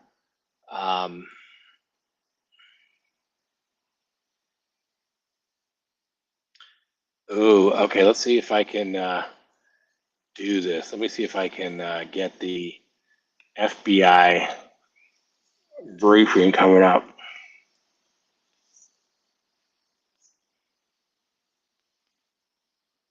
Let's see if I can do this here. Let's see if I can do this.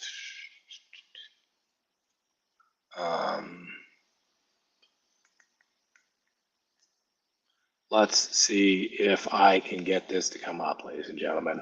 We are trying our best here.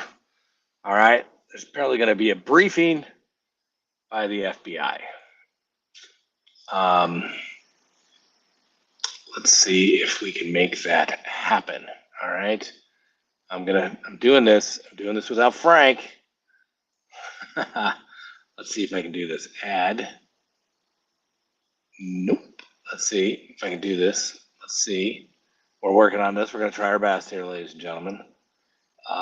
So easy at the office. I did it by myself at the office. It was so difficult. Let's see here. That's not it. News layout. Okay, but I don't have any news to put in there. All right. Well, we'll have to wait and see. Let's see if we can see if there's going to be FBI identifies suspect as a 20-year-old man from Pennsylvania. Let's see if I can't report. FBI identifies a suspect as a 20-year-old man from Pennsylvania. So the question is going to be, what did they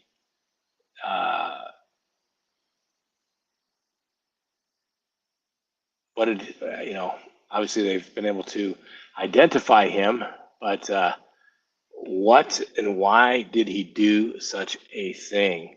We'll have to wait and see here. Let's see here. Try to bring it to you live. Let's see here.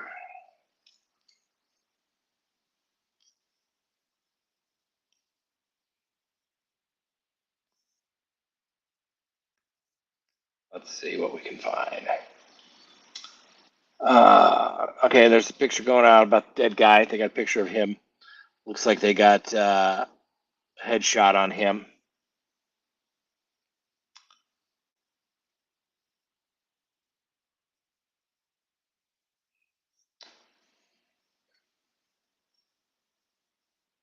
Another eyewitness says that he told law officers there was a man on the roof climbing between multiple rooftops, and they did absolutely nothing to stop him until it was too late. Not good.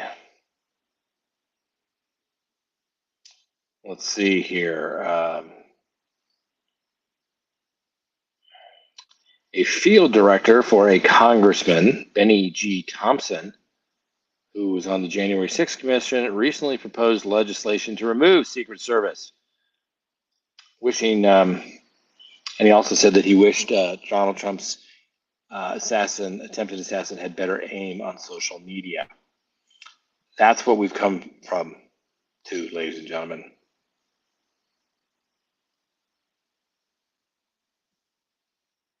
Somebody's commenting that the shooter, had the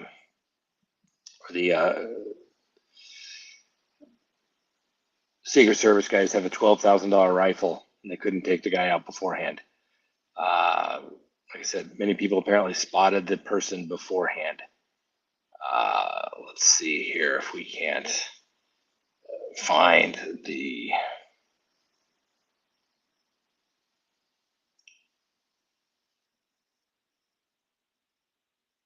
Let's see here. If they're gonna have a news conference here, let's see if we can't get it.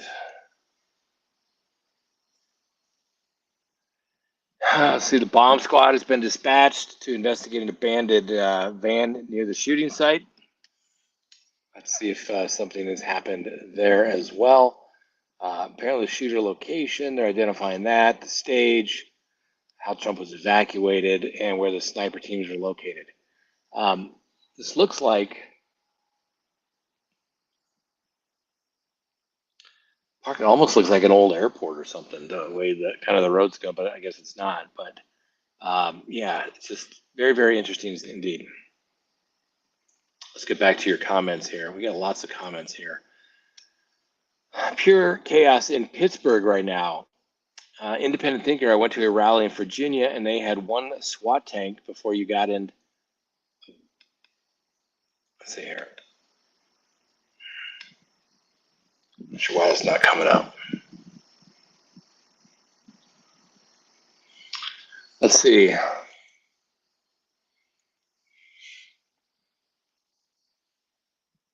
Let's see here.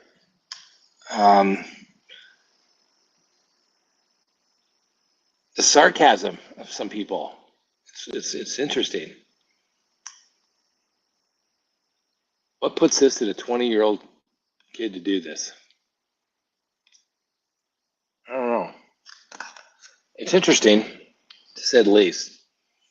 But you know, most of those little people that want their 15 minutes of fame are young kids, and I don't get that. I don't get it at all. We'll have to wait and see here. Let's see what we can find out.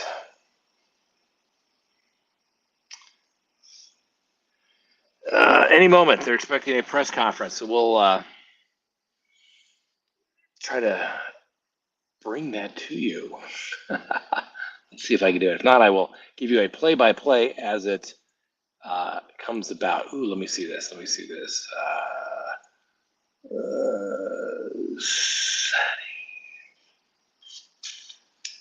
No. Let's see if there's something else I can do here. Sorry, guys. I'm learning on the fly.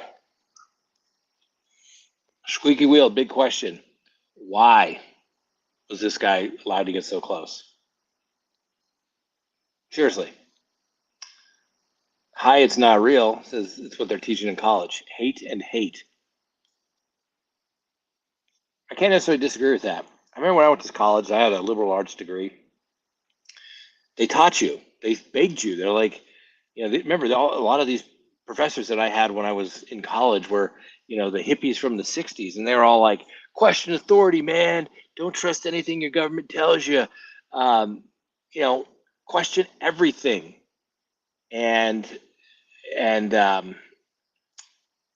But people don't do that now. It's just like, well, this is what they taught me. It must be true. Nobody teaches anybody how to do critical thinking, right? I mean, I'd like to think on our show, we don't tell people how to think. We tell, here's the information. You ultimately have to decide, you know, what's going on. Thank you, Grammy B. Appreciate you as always. Jonathan Scott, you should see how the liberal media is headlining this event. Loud pops scare Trump during rally and other such disgusting labels. Listen, I have given up on really any media whatsoever. One of the reasons why we started this channel was the Chris Watts trial. You know, it was not too far from us. Chris Watts' home was not far from my office. And what frustrated me so much about it was that the people on the evening news got it all wrong. They don't know the difference between a preliminary hearing and an arraignment. They had no idea what they were talking about. I was like, you know, maybe I can provide a little insight here. And that's how our channel began, trying to explain something. You're going to get a little more information than you are on, you know, the evening news that has a whole 30 seconds to go into a story that obviously has a lot more information that needs to be explored. And, you know, that's just the situation about it. So I don't really trust anything. I mean, and you can look to where you want to, but at the end of the day, you got to make your own decisions. Don't just follow one news organization. You should probably get it from both sides. And I think it's always interesting when you do look at both sides. It's like two different worlds. Just look at the situation with President Biden quite recently. People were shocked and surprised at how bad he was when he was at that debate. But yet, if you'd watch other channels, you're like, they've been talking about this for years. The White House is saying this is deep fakes. How dare you listen to that? It's fake news. It's misinformation. And then it turns out, oh, it wasn't misinformation. So either I was getting this correct source from one source, and the other side was completely gaslighting us, saying that we're ridiculous if we even believe any of that information. So you have to be very careful with the source that you get. We try to be as thorough as we can, and we give our opinion. We're not news, it's more commentary on the cases, but we try to explain the legal maneuverings in cases, what goes on, from the prosecution side, what's going on from the defense side, right? Everybody thinks, oh, evil defense attorney, how can we listen to you? Had lots of people say, man, you've explained the Constitution to me so well. I believe in it now. Most people haven't read it. We do our annual 4th of July Declaration of Independence. Obviously, no binding legal authority to anybody in government, but it certainly provides inspiration to our independence from the king. And so you got to always look at your own sources of information. Question even them. Say, really? I mean, come on, you guys are a little biased on both sides. Take a look at it. Do your own research. I appreciate when people say, Scott, I love your opinion. That's great. And as I've always said, is here's my opinion. It's based upon the information that we have. And like I have to do as a lawyer, I have to tell my clients, hey, we got some new information that you didn't tell me about. And this is bad. And so, my opinion has now changed. Instead of you have a great case to go to trial, now your case sucks. And we need to change our way, which is a good reason why you always need to be polite and professional to those other DAs, and don't always go in there and poke fingers in people's eyes. Yeah, you need to have that civility, because guess what? You may need to go back there someday with your hat in hand and say, can I please have that offer back? Right? You have to be things do there. I'm very appreciative of your unbiased delivery on info. Obviously, you have some political leanings, but you still give all the known info, not just a cherry-picked clip that gives one side. We try to do that. We try to be fair. We really, really do. Mel, probably the best statement, we've had in a long time. The United States Constitution is the most beautiful document I have ever read. And Mel is Canadian.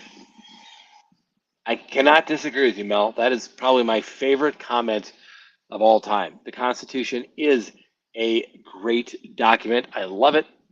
I take a look at it almost every day in one capacity or another. As a lawyer that does criminal law, everything in criminal law is rooted in the United States Constitution. Can the government do this? Did they have the authority to search that? My client has a right to remain silent. They have a jury trial, right to confront and cross-examine the accused, right to subpoena witnesses. All comes from the Fifth Amendment, or all comes from the Constitution. We're talking obviously the Fourth, Fifth, Sixth, and Eighth Amendment to the Constitution, which are the big ones in criminal law.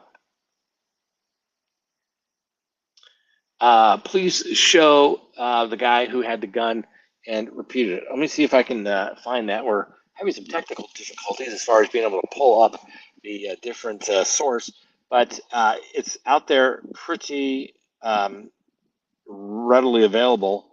It's from the BBC network, and the guy is explaining that that there were people on the roof, and they were pointing them out.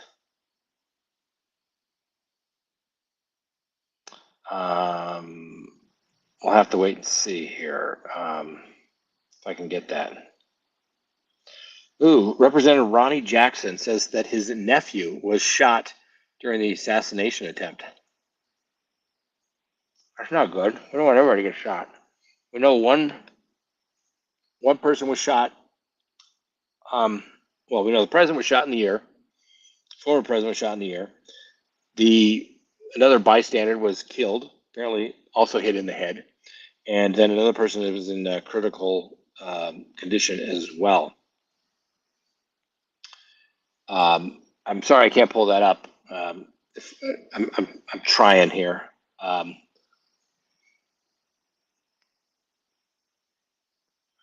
let's see here. Give me 1 second. Let me go if I can do this.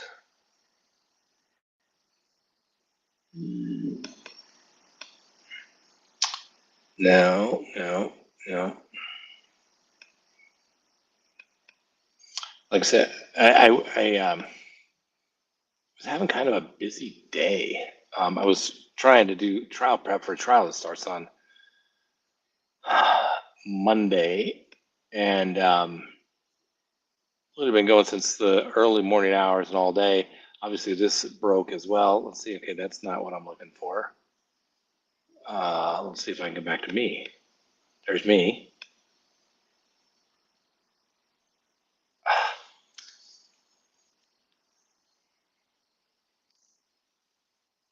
should have called Frank. He could have helped me figure it out. Anyway, I apologize. It'll be out there. We'll try to bring it up. Oh, let's see what we can find out here from the briefing.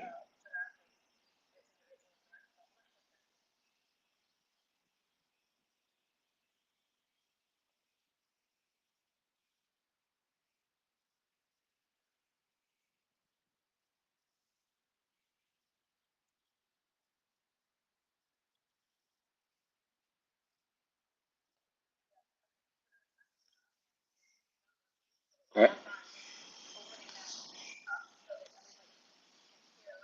Apparently, the audio is not working. I'll try to get this in a second here.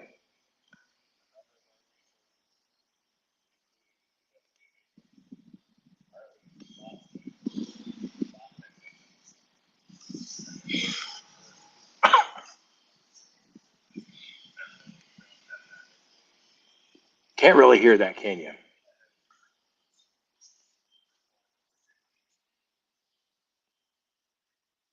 They're having some audio issues.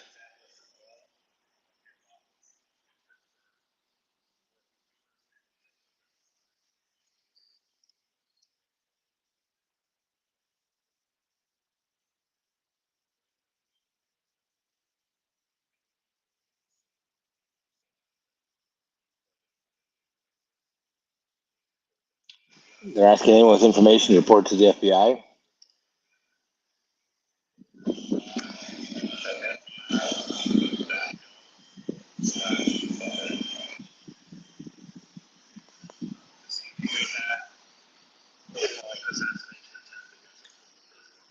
They're calling it an assassination attempt.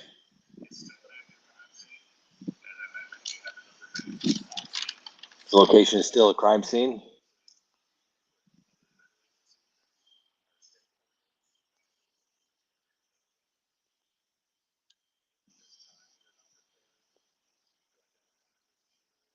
Not prepared to identify the shooter.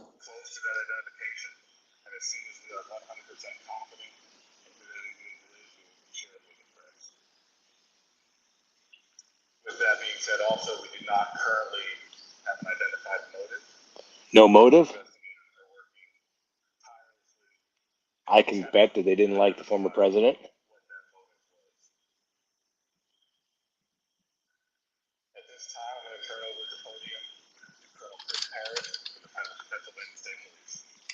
Pennsylvania State Police guy is going to step up and probably say the same thing. Let's see here.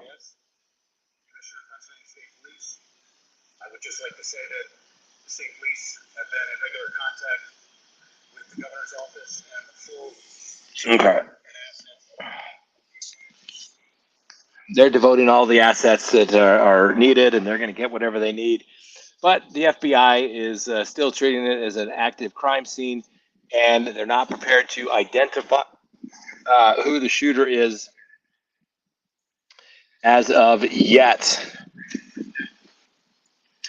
Um,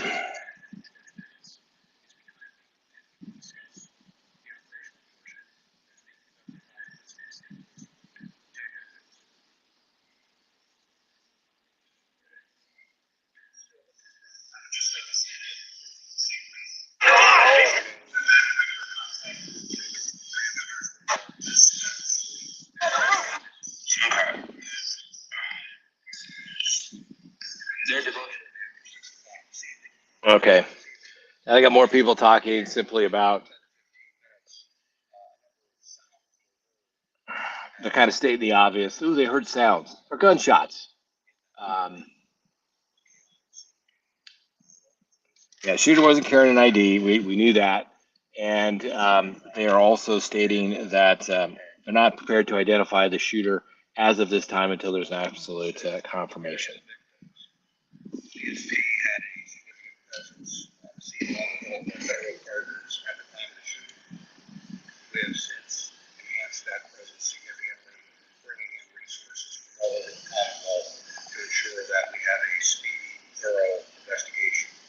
Of course, calling for a speedy and thorough investigation. They're assisting the FBI. Standard law enforcement briefing stuff. They all stand back there in their uniforms or their collared shirts and say they're working on it tirelessly. But we have nothing new to report. Even though it's been several hours now, it's almost midnight in Butler, Pennsylvania. At least they're treating it as an attempted assassination. Some of the news organizations out there were saying, "Oh, he tripped and fell, and oh, he was being helped off the stage because he fell." Now, I don't know if it was a bullet or a plexiglass from the teleprompter that hurt the president. But either way, he got hit with something and his ear was nicked, but he is going to survive. So we have that good news. Allegedly, they think 5 rounds was fired before shots were returned, and he was about 150 yards away. They're still doing their investigation. Like I said, they're all looking stiff-jawed. Here now they're going to ask questions that they're not going to be able to answer any questions to whatsoever.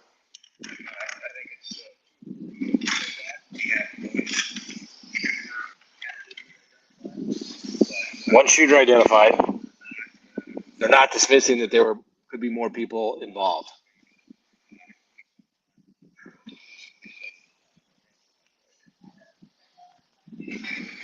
So, typical police briefing. They have to do a briefing to say that they're thoroughly investigating. They're doing all of the resources. They're getting all the resources from everyone. But really, there's nothing we can tell you at this point because it's an ongoing investigation. And you'll have to wait because we don't know anything yet. We can't confirm who the shooter was. Obviously, things unfolded very quickly, and we are trying to recreate them. And if you have any information, please contact the FBI. Video is obviously going to be the best evidence here. People see different things from different perspectives. So the reality of it is the briefing is a whole lot of nothing. We'll see if anyone else is involved. That is going to be the big issue. Who else was involved? Who got this guy the gun? He's 20 years old. He can buy a gun. Who helped him? That's going to be the point. Who helped this kid? What motivated him? What were his political leanings? And who is going to be held accountable? The former president and the leading candidate for the Republican Party, who's supposed to start their convention next Monday, is nearly assassinated. Heads need to roll. People need to resign. People need to be fired. President Biden should be firing the head of the Secret Service if it turns out that requests were made for beefed up security for the president and the Secret Service, and the head of Homeland Security repeatedly turned that request down. Those requests, if that's true, they need to be fired. And that would be if it was somebody attempting to assassinate a former president, the current president. That's what should take place. Heads need to roll. But remember, ladies and gentlemen, nobody gets fired in government.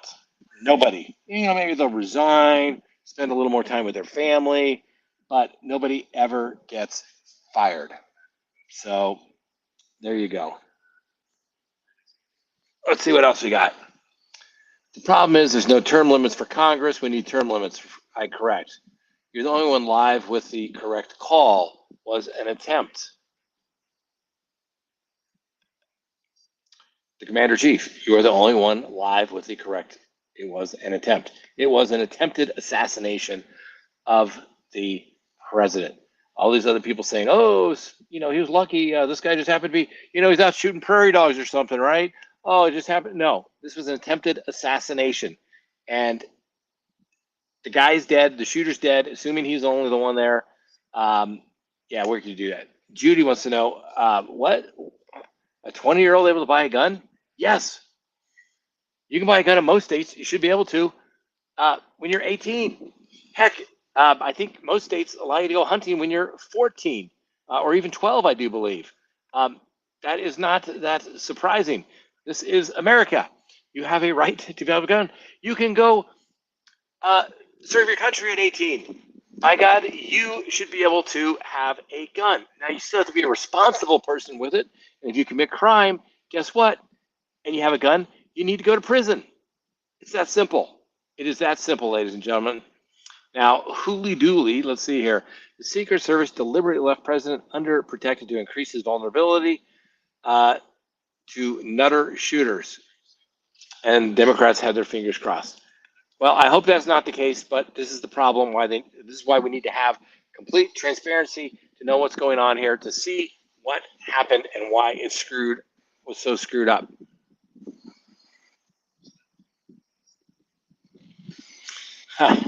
Jane, are we to trust the FBI investigation of the shooting if they filled with the same people who raided the residence a short time ago? We'll have to wait and see. We'll have to wait and see. It is going to be on, clearly the president has had his, he's had his, what's the word I'm looking for? He's had his differences with the Department of Justice. We'll see if they can set those differences aside and do it. The Commander Chief. I agree. That's the title. We captioned this. We've been on there for over 2 hours. We said this was the attempted assassination. You're right. The target was the former president's head. And assuming it was a bullet, not a ricochet like some people are saying, I haven't heard or seen that, but we'll take people at their word. Yeah, he's not the president. He's the former president, Pickle Zero. I agree. And I've tried to say the former president, but he's also the leading nominee. And he's entitled to Secret Service protection, not only because he's a former president, but because he is, in fact, the leading nominee. And, Robert F. Kennedy is also a nominee, and he's asked for Secret Service protection because they've received threats. And once again, the Secret Service and the Department of Homeland Security has denied that against him.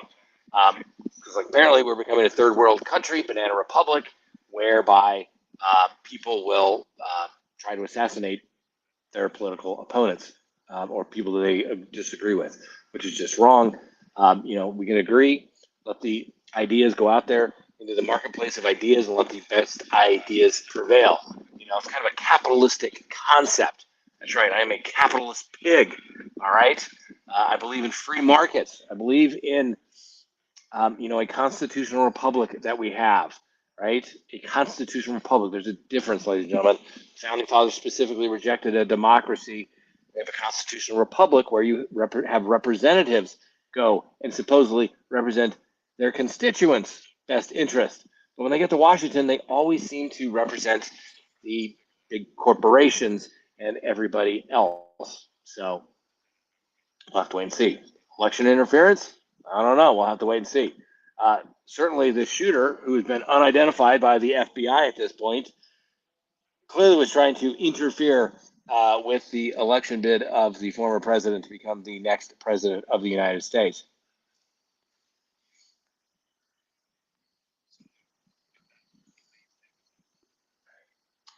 I agree. He is not the president yet.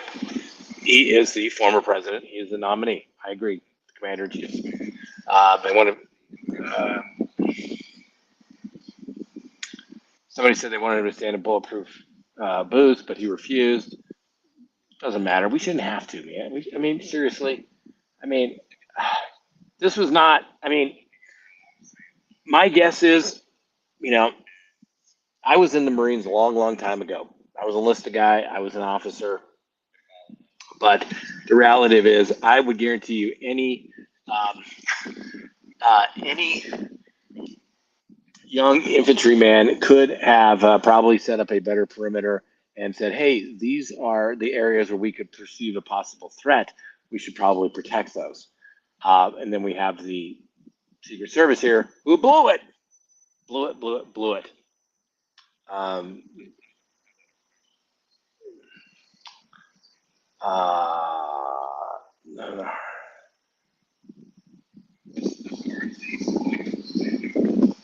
Let's see here. Just watch the Trump's reaction. Such a legend, freaking hero, Rachel. Yeah, I mean, seriously, the man gets hit whether by a bullet. I'm assuming there's a bullet. That's what we seem to know. It's a custom to call a former president. It is. You can call a former president president. I totally agree. We're just trying to be as accurate as possible. He is the former president, and he may be the next president. But yes, it is not. Uh, Diplomatically, it's not uncommon to call somebody by their title that they held. Particularly, people retire in the military. They don't say, "Oh, you're the former general." They'll say you're retired, but you still reserve. You get the respect of the rank that you held, and he was there. Miss Dean here, has Trump made a statement? Yes, he made a statement early on saying that he was okay, but that he was hit in the ear. His thanks went out to the Secret Service, and his condolences went out to the man that was killed and the other person that was injured as well. He made that statement, and then President Biden came out later to state that he was going to call the president. Apparently, President Biden has spoken with former President Trump, and then here's the BBC interview, and I've seen it. I watched it. A reporter interviewing the Trump supporter who tried to tell the Secret Service and the police there was a guy climbing a structure with a rifle, but apparently they didn't act that concerned. Now, obviously, Secret Service is going to have to respond to that. Ms. Dean, he played it off like an OG. I'm telling you, that picture of him where he's, Pulitzer Prize right there. I've already seen people putting it on T-shirts. So we'll have to see. Yes, the people saw the person on the building before the shooting started. Um,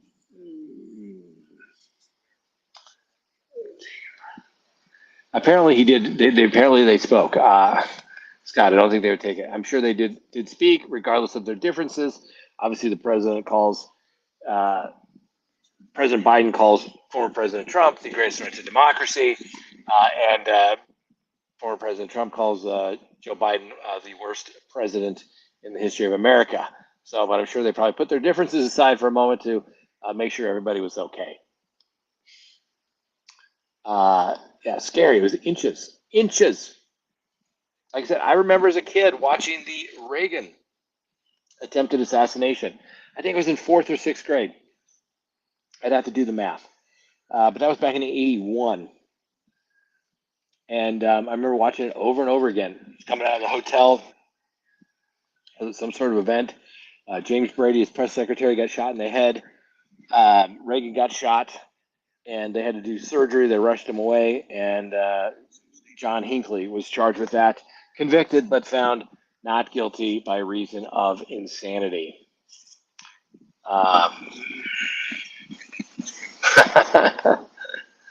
His blood looked rich and full of iron, not lacking in vitamins, very healthy. I couldn't tell you if that's accurate or not, but I'll take your word for it, Sally.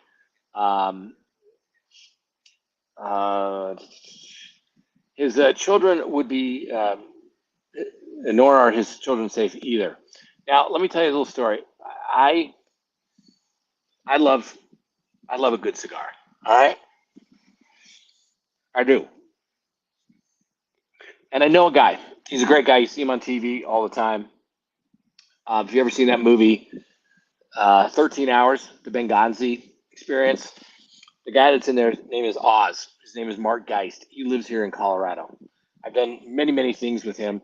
And years ago, he had an event, and it was at the Brown Palace Hotel, where just coincidentally I happened to have a box at the cigar lounge at Churchill's.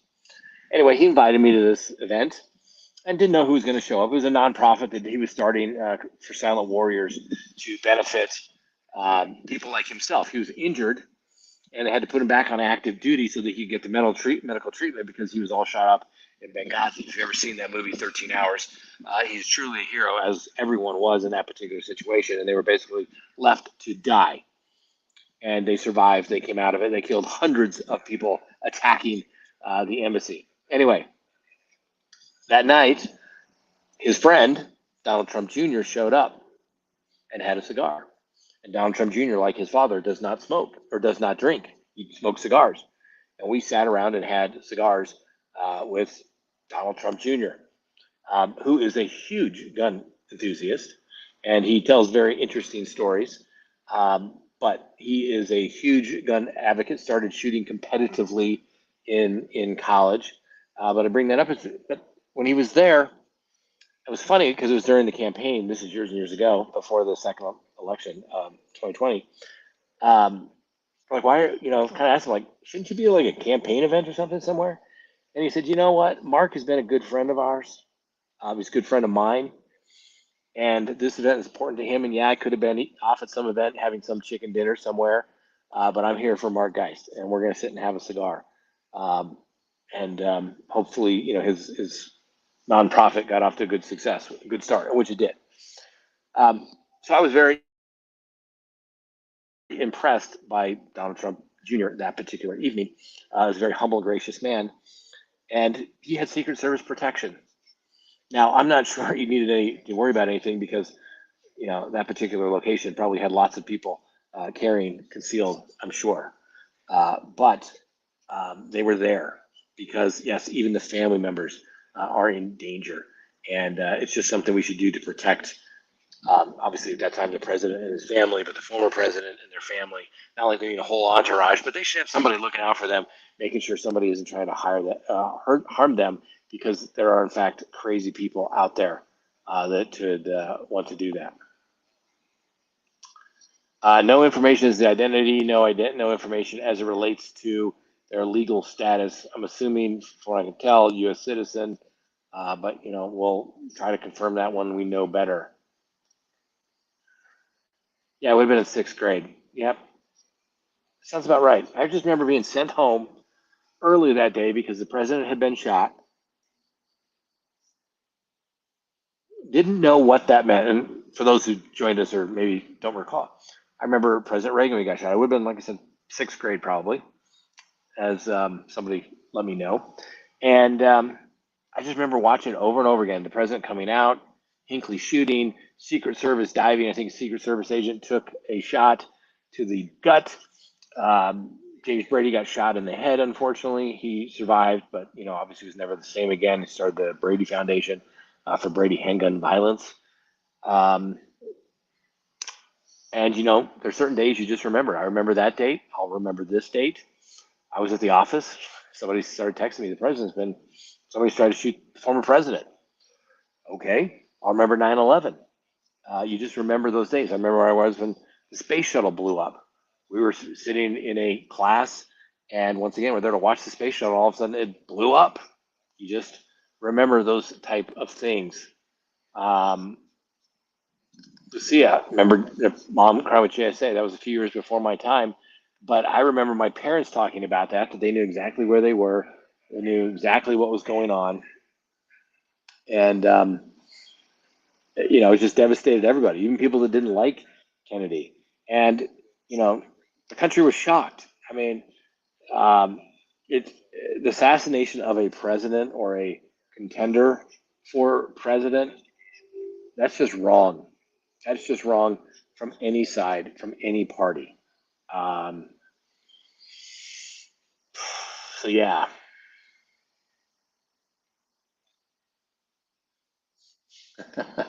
Squeaky wheel. If Biden called Trump to congratulate him on his being alive, trust me, it was an insincere. It was insincere as hell. Legally, I was a kid when Kennedy was shot, and here we are, still the same violent place. Wonder why? Well, I think a lot of it probably has to do with the. I mean, don't get me wrong. I've done criminal defense now for 29 years, ladies and gentlemen. I was a prosecutor when I was in the military for a brief period of time. And the difference about the military judicial system and the civilian world was, at least in the military, people had passed certain moral standards. You know, they graduated from high school, or they had a GED. They didn't have a criminal history. They, you know, kind of met the minimum screening requirements. And in the civilian world, um, it's just a different world. There's just no value for human life. People have no respect for the value of human life, and you get into all the reasons of why that may have taken place or what it does.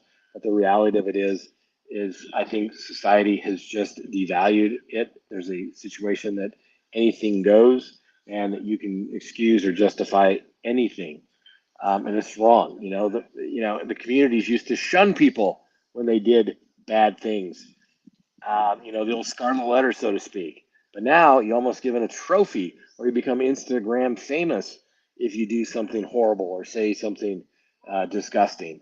And so I think it's just more of a value system in America these days, for whatever reason. I don't know.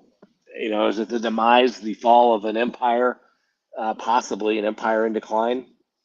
You can look back at the Romans and any other great empire. It's not like looking back, you couldn't see it coming, and we'll have to wait and see.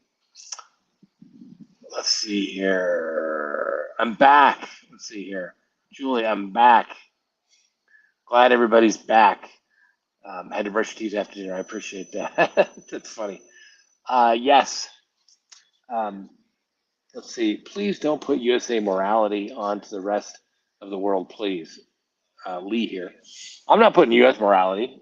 U.S. morality, we're not exactly great at it. I wouldn't put it on the rest of the world at all. I just think there's a general decline in people that respect the law, respect other people, and respect the value of human life. I've represented cases where people have stabbed and killed people simply for disrespecting them over, using the microwave.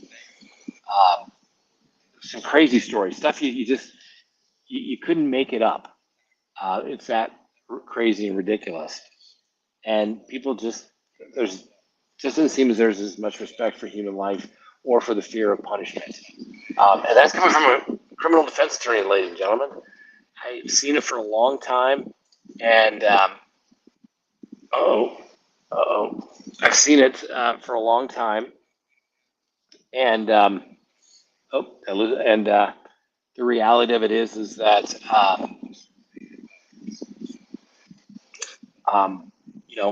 it's a simple fix, so to speak.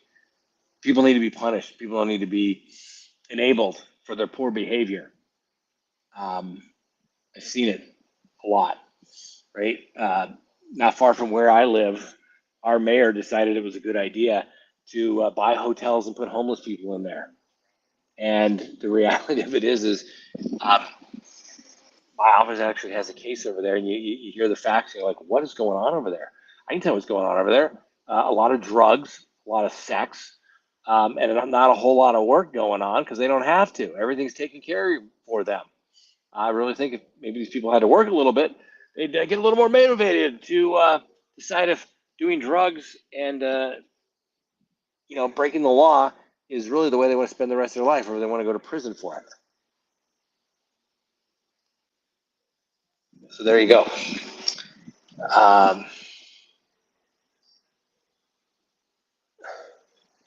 Why the lack of, let's see here, for human life? Devastating, yes. Lucy, I don't know why. I don't know. I think it's just we were in a world where anything goes these days.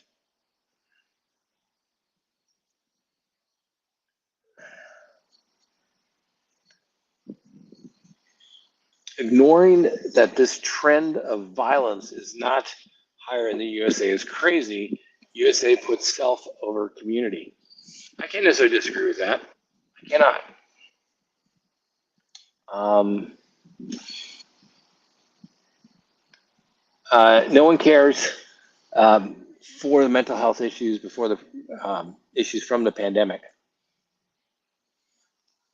Ah,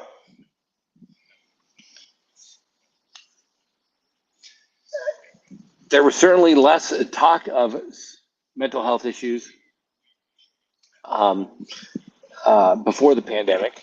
I have said as a criminal defense attorney, a good percentage of clients in the criminal defense world, not just clients of mine. So I represent some very good people that have done, just had um, done some stupid things. I represent pure evil as well. But the reality of it is that a great percentage of people in the criminal justice system have mental health issues. A lot of it goes undiagnosed, and then a lot of the people self-medicate through drugs and alcohol. And so, you got to solve the root issue, right? You get clients, they're on, well, why'd you do what you didn't do? Why'd you do what you're accused of doing? I don't know. I wasn't on my meds. Well, why'd you start taking the meds? Well, I don't like the meds. They make me tired. They make my mouth dry. And I felt better, so I didn't think I needed the meds anymore. Well, you feel better because you had the meds, or why'd you stop taking the meds? I didn't have the money to buy the meds, and society has a look at it. We can get this person meds for less than $50 a month, or we can let them go out and commit crime when they want to stay on their meds, and then we house them in a facility for $30,000 a year. Let's see here. The command chief. After all, everyone here is shocked, right? I'm over 60 and I've never seen anything like it in Orilla. A shot fired hundreds of meters away. Please. I'm shocked that they didn't see the guy. I'm shocked that somebody didn't plan for that. I'm shocked that they didn't have somebody right there, maybe on one of those roofs. Somebody from there, like the Secret Service there. Rachel, good night. If I ever need a lawyer, I hope that you are as fraction as good as you are. Well, who knows? Oh, it's pronounced ears, the command chief tells me. Sorry. Sorry there, the commander chief. But yeah, all right. So we know the shooting suspect is a man in his early 20s. That's as far as the FBI is willing to go this evening. And we know that he's dead, but they don't know anything about it. Apparently, they were investigating a van that maybe had some explosives or something along those lines. They were sending a bomb squad in to check out a suspicious vehicle. But at least the FBI is stating facts as facts. It was, in fact, an attempted assassination attempt. Yes, it's not something where President Trump fell. The other news organizations were stating that the president fell and they had to move him off the thing, and no one wanted to say it was an attempted assassination, and it clearly was. It doesn't take a rocket scientist, ladies and gentlemen. Someone tried to kill former President Trump, and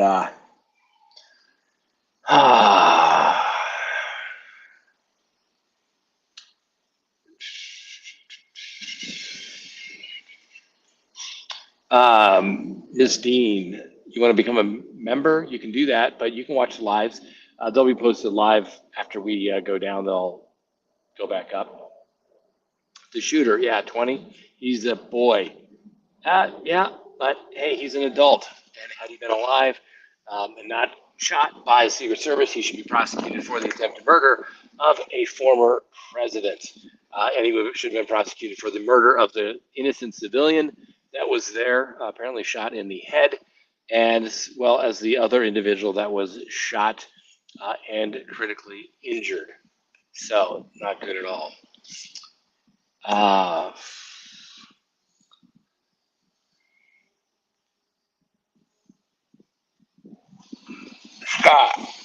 The media has been saying that Trump was Hitler. Incitement? Well, the rhetoric has been pretty strong on both sides. The rhetoric's been pretty strong on both sides, and everybody should tone down the rhetoric just a little bit. Everybody needs to treat everybody with dignity and respect. Yes, you can call people, they'll be a terrible president. They are a terrible president. But it doesn't give anybody the right to go attempt to assassinate anybody.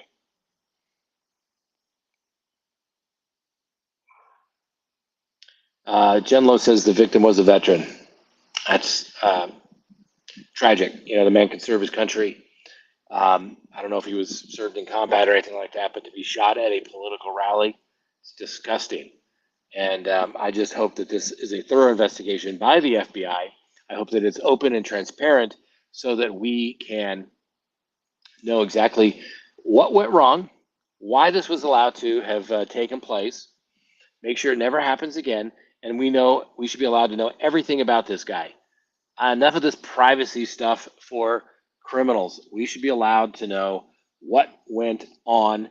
What did he say? Who did he say it? None of this, oh, we're going to respect his privacy. Oh, we can't release his manifestos if he has one. No, we should be allowed to see it all.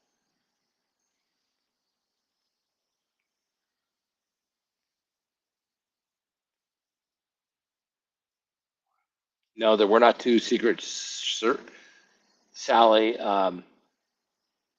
Three shooters, weren't two Secret Service. No, the Secret Service was not shooting in the crowd, as I understand it. They were shooting back at the guy on the roof. Let's see here. Legally, I don't think Americans have any idea how the rest of the world sees them as violent Bible bashers with guns and no education. Just saying. Lee here, I get it. I get it. I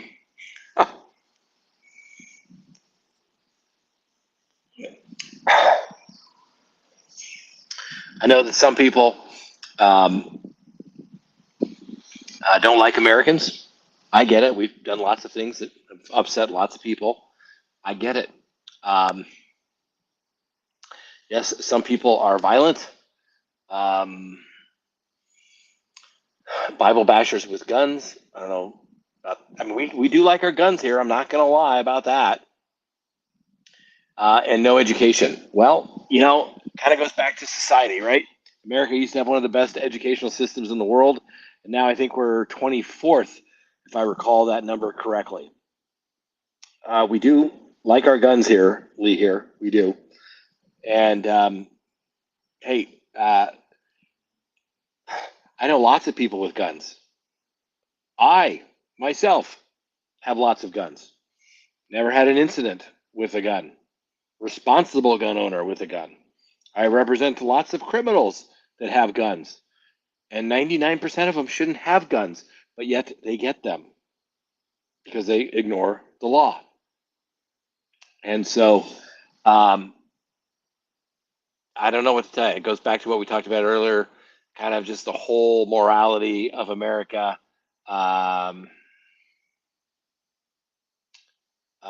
Let's see here. Pixie says, hey, I'm from, sorry, where did Pixie is going by so fast. I'm from Australia, but I like Americans.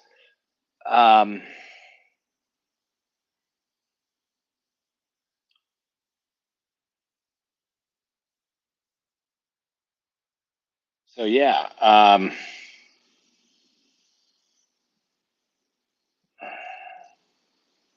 me see here.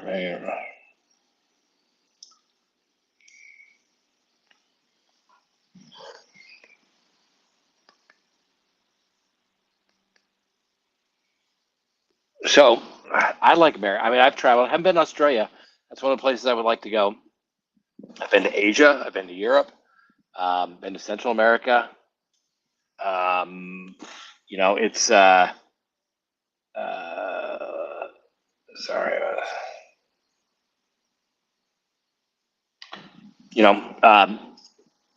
I like people from all over the world, and I understand why some people don't like us. But I think we have a lot more freedom than lots of places, and we should. Frankly, it's being limited, but freedom is good, and I would rather have freedom than security. That's for sure. Jenlo Musco, thank you for all your help. Being a great mod, appreciate it. Thank you very much. The Commander Chief, if a conspiracy of some kind, left-wing activism is confirmed, things are going to stink. I hope that's not the case. I hope this was only one guy, but if it goes deeper, the facts need to be followed to wherever they may lead. If this was some sort of organized event, attempt on the life of former President Donald Trump, if there was somebody that helped or participated, they should be prosecuted to the fullest extent of the law. And what it also comes down to is, whoever's in charge of that Secret Service detail, at a minimum, they should be fired.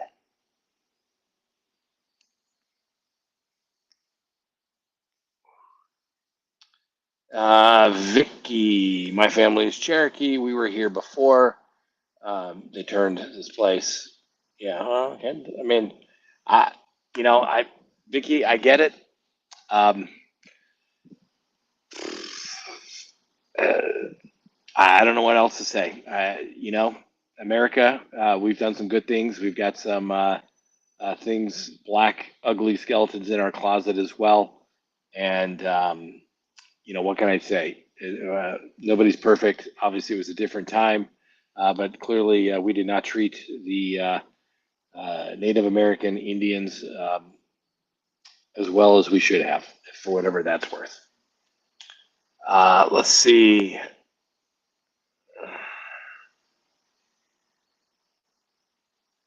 Let's see here. Squeaky wheel. I learned a lot of stuff tonight, but what most surprised me the most is that Scott Reich's dad was a hardcore Democrat. I can excuse it, though. The Democrats were a lot different back then than they are now. It's funny because my dad, he worked in the auto industry, worked for Chrysler for 35 years, I think. Still alive. Still Democrat. And, but he was, back then it was protect American jobs. Cheap imports, bad, protect, he was a union guy. He was an American union guy, U.S. union guy, hardcore. He was on the local union. He was told who to vote for, and he did that. I'd be curious. I don't know what he'll do in these elections. We'll have to wait and see.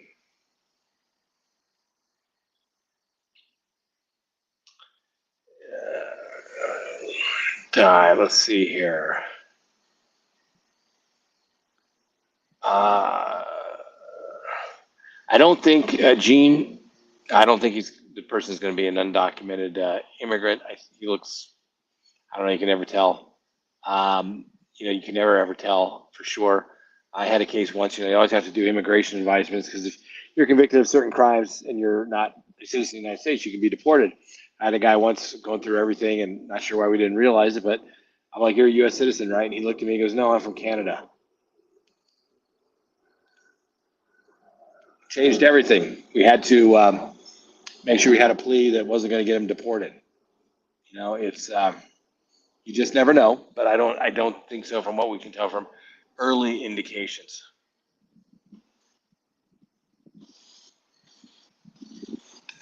Pixie, a little sarcasm there, a little cynicism. I don't think the government is transparent. No, they're not.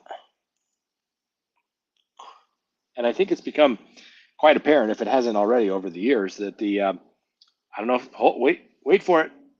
Hold yourself, brace yourself, sit down for this. You may not believe it, but your government lies to you. Okay? Think about it.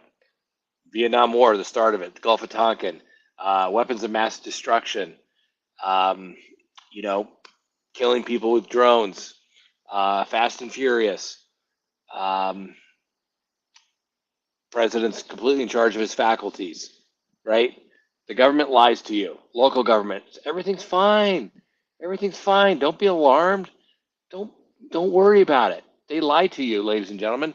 They think that we are all a bunch of idiots. And even though, maybe some of us are, but the reality of it is that's a beautiful thing. Like we talk about on Crime Talk is a jury. It's one of the greatest, inventions ever. That you get 12 random citizens to hear a case, and for the most part, if you get on a jury, for the most part, you're smart. You can figure things out, and they know when they're being BS'd, particularly if they're a little skeptical. You should be skeptical of anyone, particularly the government, right? Think about it, ladies and gentlemen. The United States Constitution, the Bill of Rights, those first 10 amendments, right? The First Amendment, the government shall make no law infringing freedom of speech, press, religion. Second Amendment, can't take our guns. Third Amendment, can't quarter troops in there. Fourth Amendment, can't search you, without a warrant. Fifth Amendment, right to remain silent, due process of law. Sixth Amendment, right to counsel, right to a trial. Eighth Amendment, cruel and unusual punishment. All limitations on the federal government, obviously incorporated to the states under the 14th Amendment. But it's limitations on the government. That wasn't because the founding fathers trusted people in government. No, they studied the world before that. Remember, the United States was a huge, huge experiment. We're going to give the power to the people, right? A constitutional republic. We're going to send representatives. We're going to have a president. Washington said, I'm not going to be a king. They offered it to him. I don't want to do it. And it's worked pretty darn well.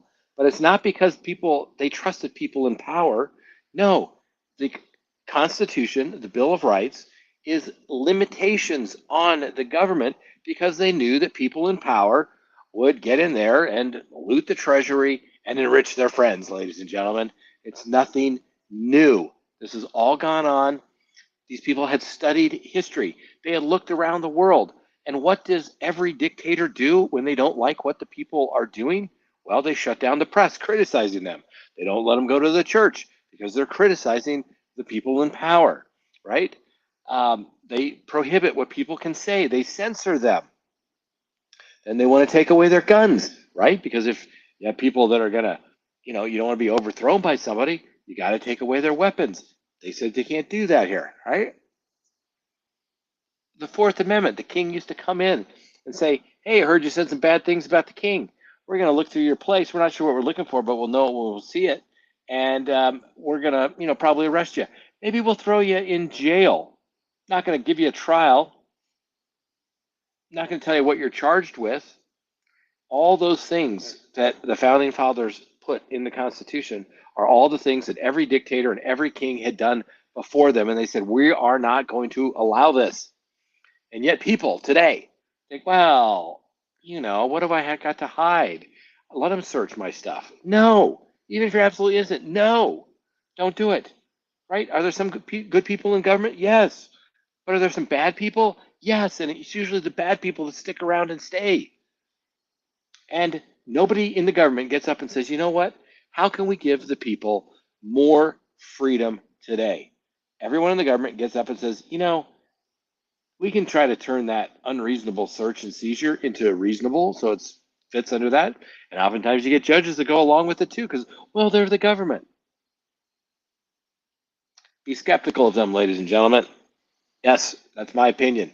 That's me, criminal defense lawyer, right? Somebody asked earlier, have you ever dealt with corrupt government people and corrupt prosecutors? Yes, I have. It is a reality, ladies and gentlemen.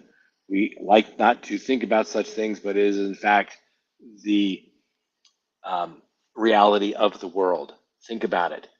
The founding fathers didn't trust people in government, and nor should you. Trust, but verify. And if they're lying to you, get them out. The commander chief impression that will still be reported about this event, and there are many questions still in the air. I completely agree. I completely agree. Women on Women of Steel. Look at the Alec Baldwin case. Listen. I thought Alec Baldwin's defense that the gun just went off was total BS. We explained it on various videos. I have a very similar firearm that would have been used. There's no way that that gun would have just gone off. It didn't happen. But the judge in the Alec Baldwin case made the correct decision. The government lied. They conspired. Those prosecutors, at a minimum, they may want to have a conversation with some legal counsel about protecting their law license. They may also want to contact a criminal defense lawyer about, conspiring to basically violate somebody's constitutional rights.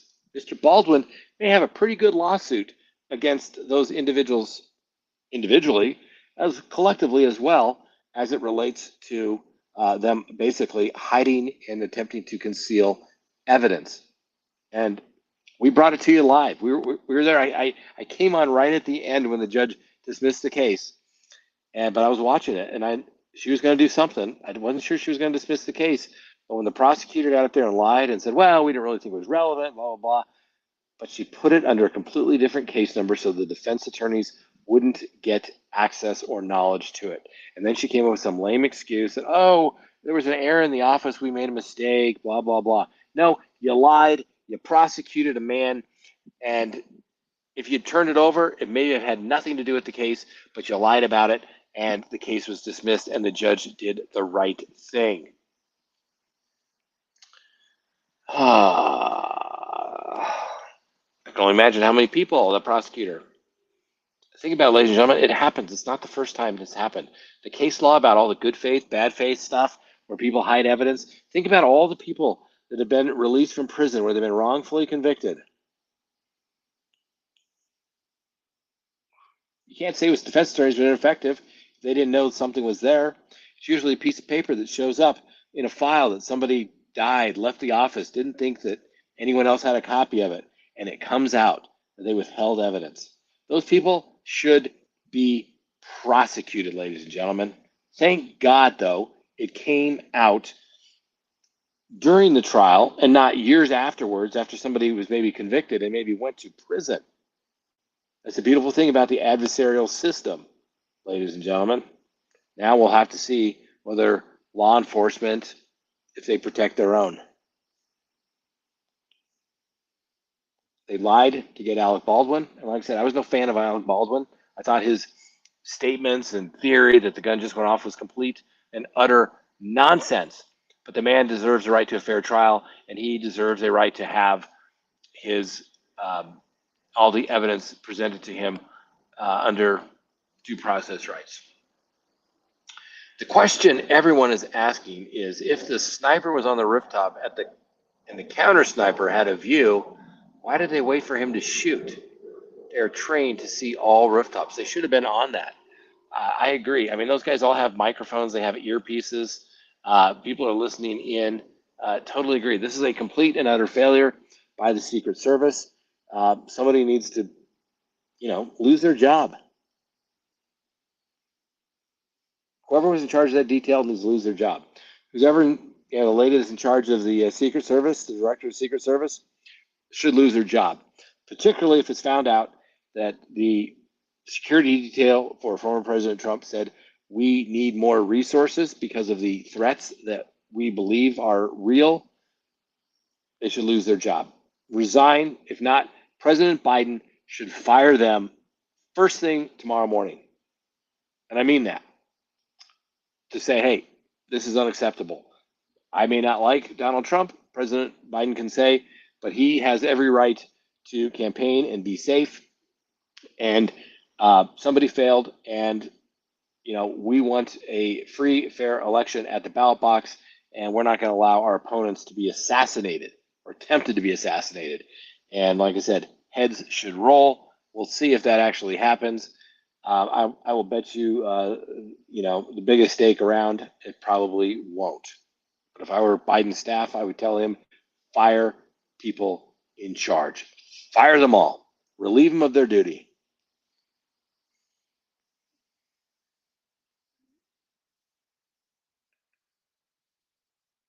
Mel, I don't know. Something went terribly, terribly wrong.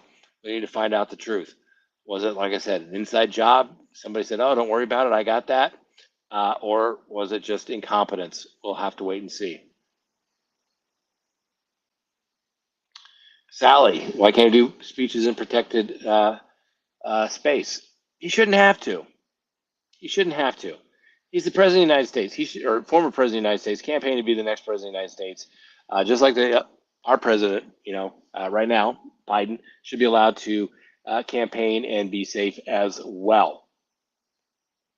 And if they want to be out amongst the people, by God, they should be safe. Yes, there's always a risk, but do we really need him driving around or standing in like the Pope Mobile? Remember, after I think it was Pope John Paul was shot, he had the Pope Mobile where he rode around in the glass with protective glass. Yeah, I don't know. Why can't he do it? I don't know. He shouldn't have to. He's still our president. We should be people should have access to him. And we need to get rid of the people that are going to go out there and commit these crimes before they can actually do it. Or at least we have a good idea. Let's watch him. Let's watch him.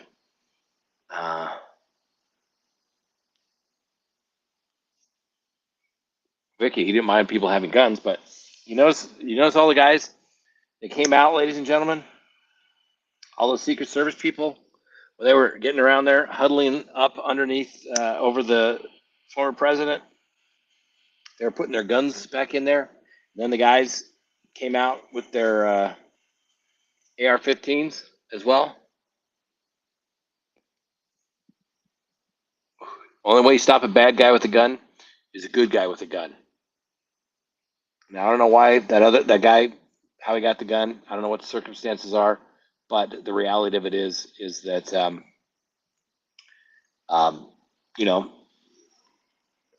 the problem is not the guns. Problem is not the guns. The problem is the people behind the guns. What motivates them?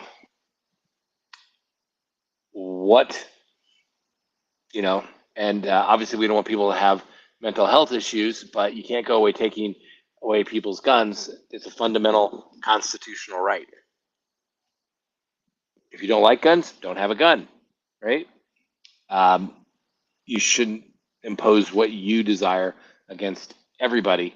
The rules of the game have been set. It's called the United States Constitution.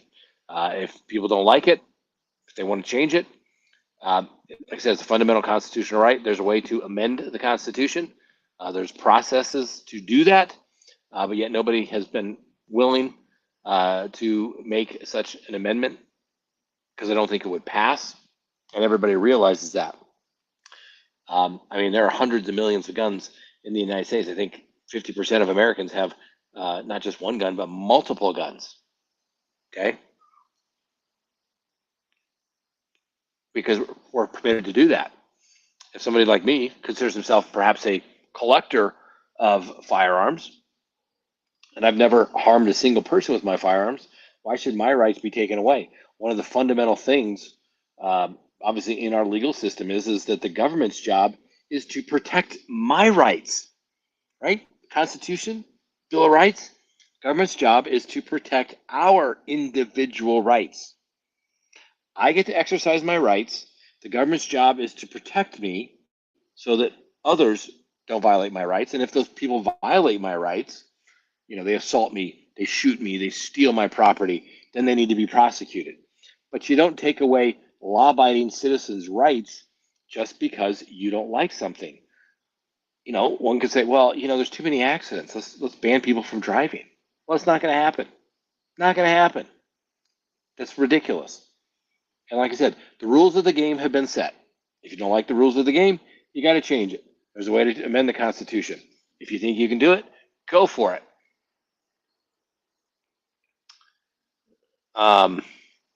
Vicky, I'm not voting for either one. So whatever it will be. Canadian bacon waving out the sunroof. What have guns ever done? Nothing. Well, Joel, well, they stopped the bad guy today. They probably would have fired more rounds, killed more innocent people, potentially assassinated the former president. But a good guy with a gun took him out. So I'd say that was pretty good thing with a gun. You don't hear about all the circumstances where guns have prevented things taking place. It doesn't really make the mainstream narrative, guns good. No, it's always guns bad, guns bad.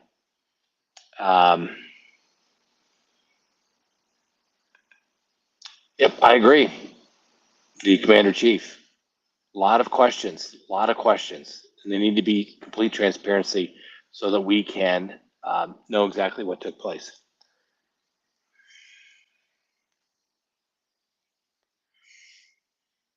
Mel, campaigners are supposed to shake babies and kiss hands, or shake hands and kiss babies. Sorry, can't do that from the Presmobile. Never heard roof pronounced roof. Did I say roof? Objection hearsay? I don't know. It's possible. I am partaking of this fine cigar this evening. A Davidoff. Devil's advocate. I think it's possible that the Secret Service thought the guy on the other roof was one of them. Turns out he wasn't. Confusion, comm problems, maybe. I don't know. Somebody failed. Incompetence or inside job? That's the question.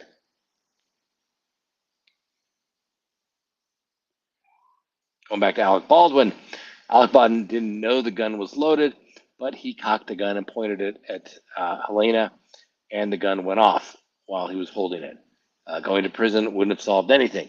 Well, Jen B, I don't necessarily disagree with you. It was a horrible situation. One could say an accident. I really don't think that Alec Baldwin would have fired the gun if he thought that there was a round in the chamber. Was he perhaps negligent in not knowing that the round was in the chamber? Yes. Now, people had told him that it had been cleared. It was a cold gun. So he probably felt comfortable doing that. I have a real problem on the whole negligence standard in criminal law. We've talked about this before. In criminal law, the mens rea. The government has to prove the mens rea. What was your thinking at the time that you were knowingly, intentionally doing something? You knew what you were doing, practically certain to cause the result that you were intending, whether you failed or succeeded or not. Negligence is a civil standard, right? When people sue somebody for slip and fall, for torts, it's a negligence standard. It's a reasonable man standard. So, you don't shovel your walk, somebody slips, it's reasonably foreseeable if you don't shovel your walks. There's ice that gets on them, and people slip and fall, right? Your remedy is with the homeowner who did not shovel his walks. They should not be criminally prosecuted for not shoveling their walks. They run the risk of being sued. That it could potentially exceed what their homeowner's insurance will pay. So when you start taking a reasonable man standard and applying it to criminal law, it's a dangerous, dangerous territory, ladies and gentlemen. It's well, you should have known. You should have known better. No, it's wrong. And it's starting to get some traction, even at the Supreme Court. Justice Gorsuch has said that he's got a real problem with the reasonable man standard in criminal law, as do I. I've had that problem for years. But these types of things take time, and it takes time for the courts to catch up sometime.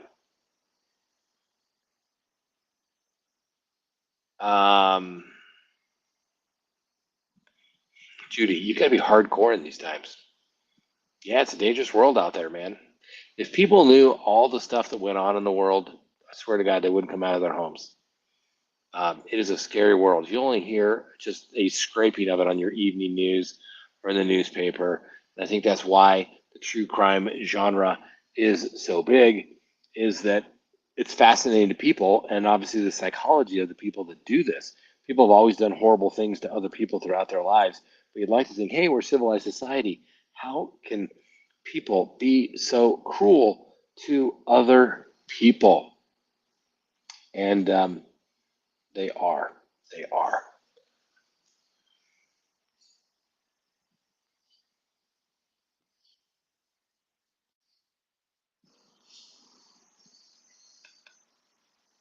Michael, Gavin Newsom sucks, but he's the only person proposing a new constitutional amendment. I don't agree with it, but that's the proper way. That's what I mean. The Second Amendment is pretty darn clear. But there's a way to change the Constitution. We've amended it many, many times. I think we're at the 25th, and then you got possibly the Equal Rights Amendment that never was ratified, so it really didn't become an amendment. But yeah, there's a way to, we've amended the Constitution. We have amended it, right? We had prohibition, and we changed it. The Constitution, the protected rights only applied to the federal government. The 14th Amendment, we made those applicable to the states as well, to make sure that everybody is protected and has all the protections of the Constitution as well as the rights that come with it, ladies and gentlemen. What about your right to be safe from guns? Well, that goes back to the whole situation of there's a way, if you don't like guns, then people should change the Constitution. But as of right now, there's going to be. My advice would be, obviously, my advice, what I tell lots of people is you have to be protected yourself. You need to be aware of your circumstances. And yes, you cannot predict everything else in the world, but you should not fear guns. It's always interesting. Years ago, we did a Christmas party at the office, and I had several attorneys. Some of them are still with me, some are not. And I said, we're going to go to a gun range for Christmas. That was going to be our Christmas party. We're going to go to the shooting range. So we got our guns, we got handguns, we got rifles, we got shotguns. And these individuals who had never fired a gun, and usually it was because their wife said, you can't have a gun in the house, had a blast. And they were like, wow, I'd like to get one. And some of them never fired a weapon, and they were terrified. Like, oh my gosh, they're like, oh, that's not that bad. That's right, but you got to be smart about it. You need to have training. In this world, in this day and age, ladies and gentlemen, if you think the government is going to be able to protect you from the bad guys, you are so naive. You have to be able to take care of yourself. Bottom line, you have to be able to take care of yourself. And whether you get yourself a taser or bear spray or a gun, be trained, be prepared, be aware of your circumstances. And if somebody attacks you, you fight like hell. You fight like hell. I'm telling you, I've done criminal defense for 29 years, ladies and gentlemen. I've asked a lot of people, what were you thinking? Why did you pick this house? Why did you pick this victim? And usually it's a crime of opportunity. And usually it is because they think the victim that they're going after is weak, that they're not going to fight back, that they're not going to shoot back at them. Okay? One of the worst cases I ever handled. Horrific assault of a woman of a sexual nature. The guy had been paroled one day, got released from prison.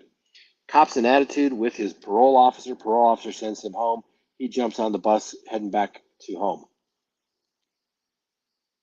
He sees a young woman with her hands full.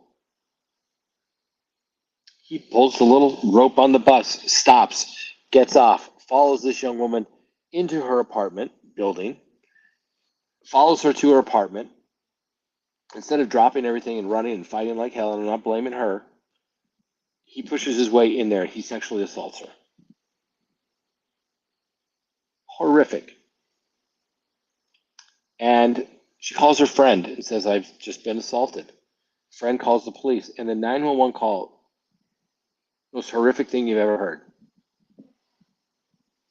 Her saying, don't call the police. He knows where I live. He said he'll come back and kill me. And I don't blame that woman at all. She did what she was forced to do. That particular client was a horrible human being and is spending the rest of his life in prison. But he picked her out because he thought that she was weak, wasn't aware of her circumstances, and he knew she wasn't going to fight back. You're naive if you think that the government is going to protect you. You have a right, a God-given right, natural right, whatever you want to call it, to protect yourself. And you have to be prepared to do it, because by the time you call the police, they're going to be there to put the chalk lines around you, to start taking the photographs. That's it.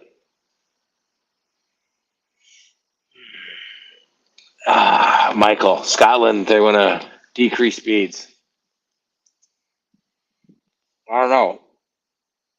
Does Germany have a higher accident rate on their Autobahn? I don't know. My guess is probably not. Drive as fast as you want, basically, right? I'm sure there's speed limits throughout the place. I should ask my son. He's stationed there. But we'll have to wait and see. I don't know. It's the old thing. If it would save just one life, wouldn't it be worth it? Right? If it would save just one life, wouldn't it be worth it? And my position is no, it would not be. I would rather have freedom. The old adage, those who would be willing to give up their freedom for security deserve neither. We'll have to wait and see.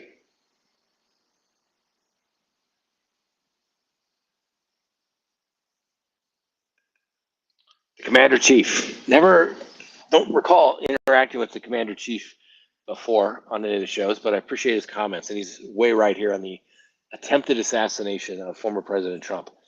We may all be wrong. The media works with images. One thing is certain, just like in Kennedy's case, the issue of a shot coming from a high point. He is never alone. He had help from someone to be, I'm assuming, to be there. Yep. We don't know. We don't like to speculate. We can sit and speculate all day long, but we need to know facts. That's why there has to be transparency in this investigation for the people to know what took place. Somebody tried to assassinate a former president. We need to make sure it doesn't happen again for any future president or any candidate for presidency. Right?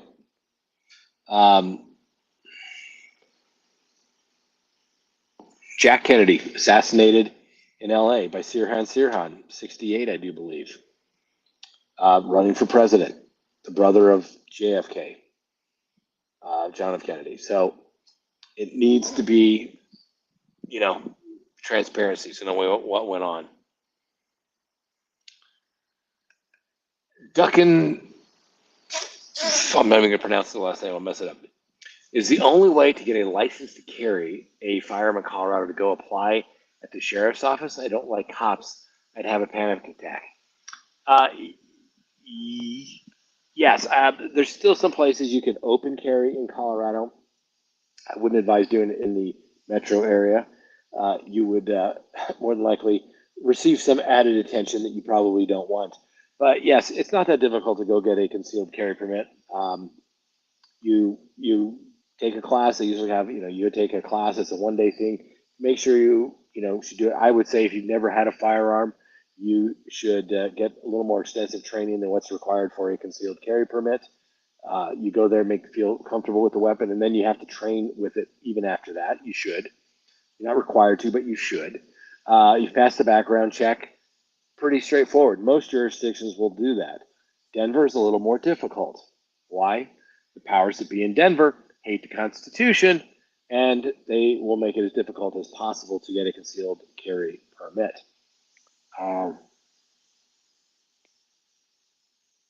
And of course, our legislature tried to restrict that even more because they think they can. We'll see how it goes. Like I said, the people in Colorado, when I grew up in Colorado, I grew up in a blue-collar working family. I think I said earlier, my dad was a hardcore union guy on the local union. My mother was a secretary, but she was a hardcore union person, Democrat, always voted Democrat to her death. And, now the state is completely blue. Everyone moved in from Colorado or from California to Colorado. And, the state has gone to a hell in a handbasket. And, I would love to depart the state, but this is where my law practice is. And even though we have Crime Talk 1, that's been in the shop now for 4 months and probably at least another 45 days till we get it back due to some landing gear having to be. I would love to be able to commute back and forth. I think I have a place down in South Carolina that I love. I would love to be able to commute back and forth. Unfortunately, South Carolina does not have reciprocity. Otherwise, I would get my law license down there. I've done some federal cases down there, but I don't want to sit for another bar exam. And not to mention how our homeless problem and drugs has completely ruined the neighborhood. And I mean, like I said, we live in an area here. All the homes are, if not $1 million, very close to $1 million and over. And yet, less than a mile and a half away, we have a high concentration of homeless people because the government decided to buy hotel rooms or buy hotels to put people in at a paltry $28,000 per year to house somebody to make sure that they have a room over their head, right? Because isn't everybody entitled to housing? I don't know. I agree in helping people out, but you cannot enable them if they have problems that they need to fix. Okay, Pickle, I do protect myself. Good, good, good. Michael Freeman, I've been saying roof a long time. I noticed that I think most Western accents, people say that. I always say roof. Is it roof? He's on the roof. Does it sound like R-U-F-F or R-O-O-F? I think it's R-O-O-F. That's what I'm pronouncing. Let's see here. I just wanted to. That'll be good. I was just returning a rental car at Chicago O'Hare and was threatened and chased by a homeless woman known to be crazy but harmless, according to Chicago PD. She threatened to kill me. And the Chicago police says, no big deal. Yeah, that's wrong. Chicago. I was in Chicago for over the 4th of July holiday, and we were waiting for our Uber to pick us up, the lovely Miss Kristen and I, and there was a police officer there at Chicago O'Hare, asked a gentleman who was picking up his family to get out of the lane and actually pull in, and the two got into it. The guy was somehow upset that the police officer asked him to get out of moving traffic. I thought that was going to go to blows. I'm literally speaking to the lovely Miss Kristen, and I said, let it go. Just let it go. Now, it was crazy. They were taking pictures. They were yelling at each other. Unfortunately, I think the man that refused to follow the police orders in that particular situation was completely out of line, and he looked ridiculous, and he completely embarrassed his family the entire time. The police officer just wanted him to pull in to load the family up and get out of traffic. I thought it was a more than reasonable request. Squeaky wheel. Donald Trump will be protected to the level of absurdity until he's reelected. We'll see. She was crazy, and they refused to take my complaint. It's a new world, we don't prosecute people for stealing. We don't prosecute people for breaking into people's homes and stealing their things. And even then, if she had done something horrible to you, she threatened to kill you, for God's sake, that is a threat. She should have been arrested. If I was in charge, she would be arrested. But guess what? I'm not in charge. Is that allowed? Unfortunately, I think they can. They're going to say, oh, we're so busy. Nothing's going to happen to her anyway, so just move along. But of course, it encourages such behavior. Maybe she needs meds. Maybe she needs some mental health treatment. Maybe that would be the good thing about putting her in jail. I remember there used to be a docket. They called it the General Sessions docket. They called it the Nuts and Sluts docket. I know somebody will be offended by that, but that's what they called it. Because it was usually people that had mental health issues that got arrested for doing stupid stuff. And it was all the prostitutes that got arrested. And, I remember seeing a judge one day saying, he'd seen this guy. He was a frequent flyer. And the judge said, hey, what we're going to do here is I'm going to pose a sentence. You pled guilty. I'm going to pose a sentence of 3 days. Give you a chance to get a couple of clean showers, get cleaned up, and get some hot meals in you. Everybody knew what was going on. We all knew he was going to be back.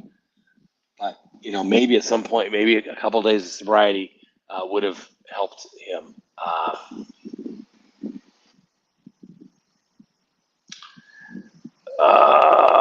Let's see here. It's just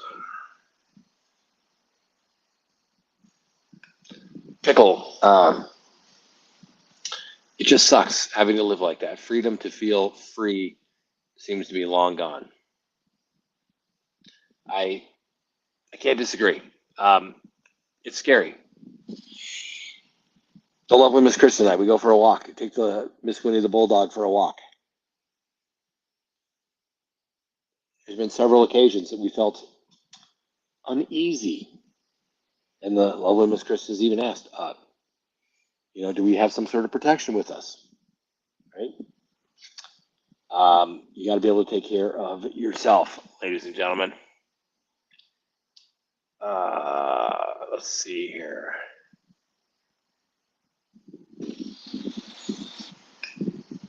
You can't, other than, you know who the bad guys are, right? You know who the bad guys are.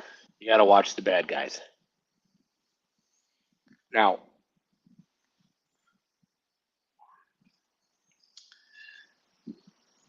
another little dirty secret of the legal system that you aren't going to hear from anybody. But since we're talking freely this evening, right? It's always funny. You have a client that comes in and says, the police officers, they profiled me and they pulled me over. And they, of course, found guns and drugs on you.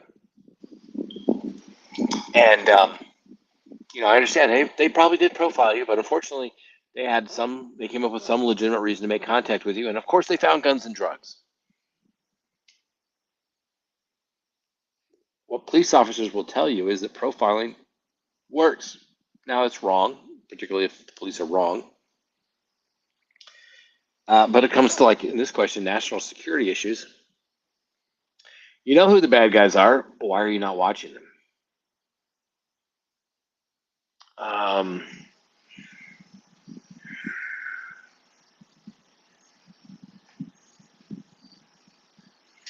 Let's see.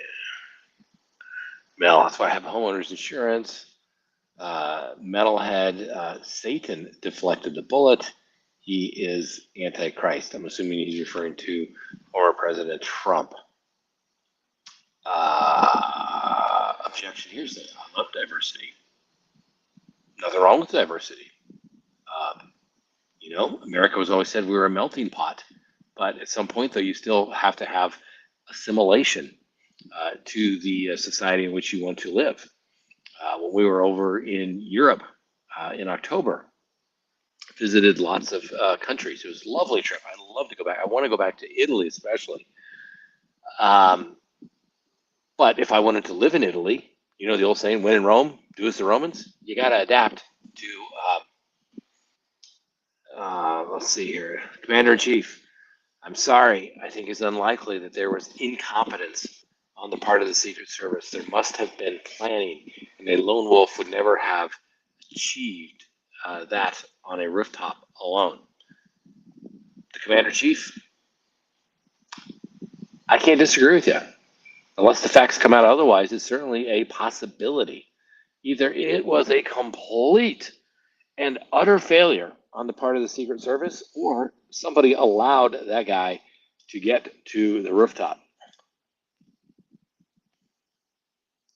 And when people were at the event were noticing that guy, why did the snipers on the roof there to protect not only people in the crowd, but outside of the crowd, not see this guy before people that were there doing it?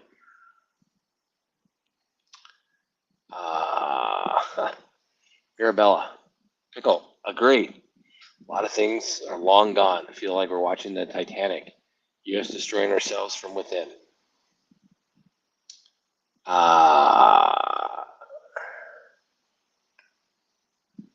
Scott, explain in your opinion how Chris Watts received 5 first-degree murder life sentences for killing 3 people.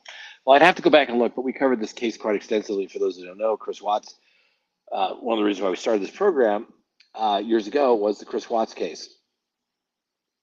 And what that boils down to is that Chris Watts pled guilty to killing his wife Shanann, pled guilty to killing his daughters. I think they're 3 and 5 at the time, as well as account for the unborn son. So let's see here.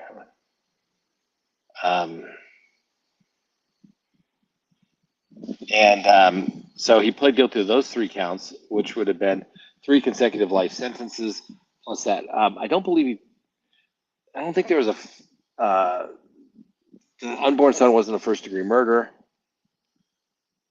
because Colorado doesn't necessarily recognize child until it's born. But there was a charge for basically terminating a fetus prematurely. And then you had, I think that was it, but he has 3 life sentences plus X number of years. So I think that's how I got that. I have to go back and look at his actual plea to confirm that. So hopefully that answers your question. Objection here, say I stay on my farm most days. I would love to be able to do that.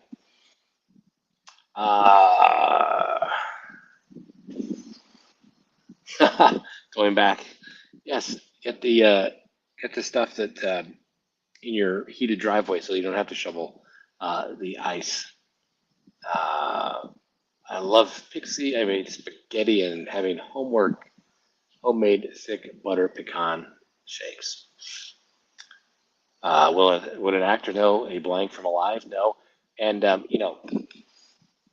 jumping back to the Baldwin case, that particular revolver, you wouldn't necessarily see the round in that particular chamber. Yes, the ones around it, 6-shooter, but the one in the chamber like that, he may not have actually seen that. And he was told. I mean, like I said, it's a negligence standard. He should have known better. He should have done this.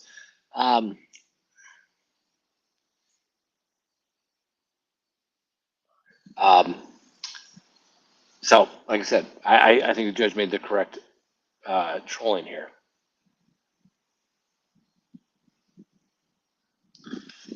Not trolling Pickle Zero Trust, but how do you keep yourself safe from all possibilities out there? You can't. You just do the best you can. People are the cruelest animals on the planet. Can't necessarily disagree with that. Like I said, if people saw the depravity of what humans can do to other humans, it would shock them, but it would also maybe raise their awareness to it as to what takes place. People need to understand that evil exists in the world, ladies and gentlemen. And evil needs to be dealt with. A big group hug isn't going to change the world. All this kumbaya stuff, it ain't happening. Another question that won't go away. Will it be necessary for Trump to participate in any debate now on? I think former President Trump has said he will debate President Biden anywhere, anytime. You pick the place. As we saw, the last one didn't exactly go well for Biden at all. And I think Trump would do that again in a heartbeat. I don't know, but I would expect Trump's poll numbers to go up by about 10 points. We'll have to wait and see. Scott, the Alec Baldwin case reminds me of the Barry Morphy case, how the police and the DA messed up Suzanne's murder case, and he's still walking free, though Susan's remains have been found. Yes, they have.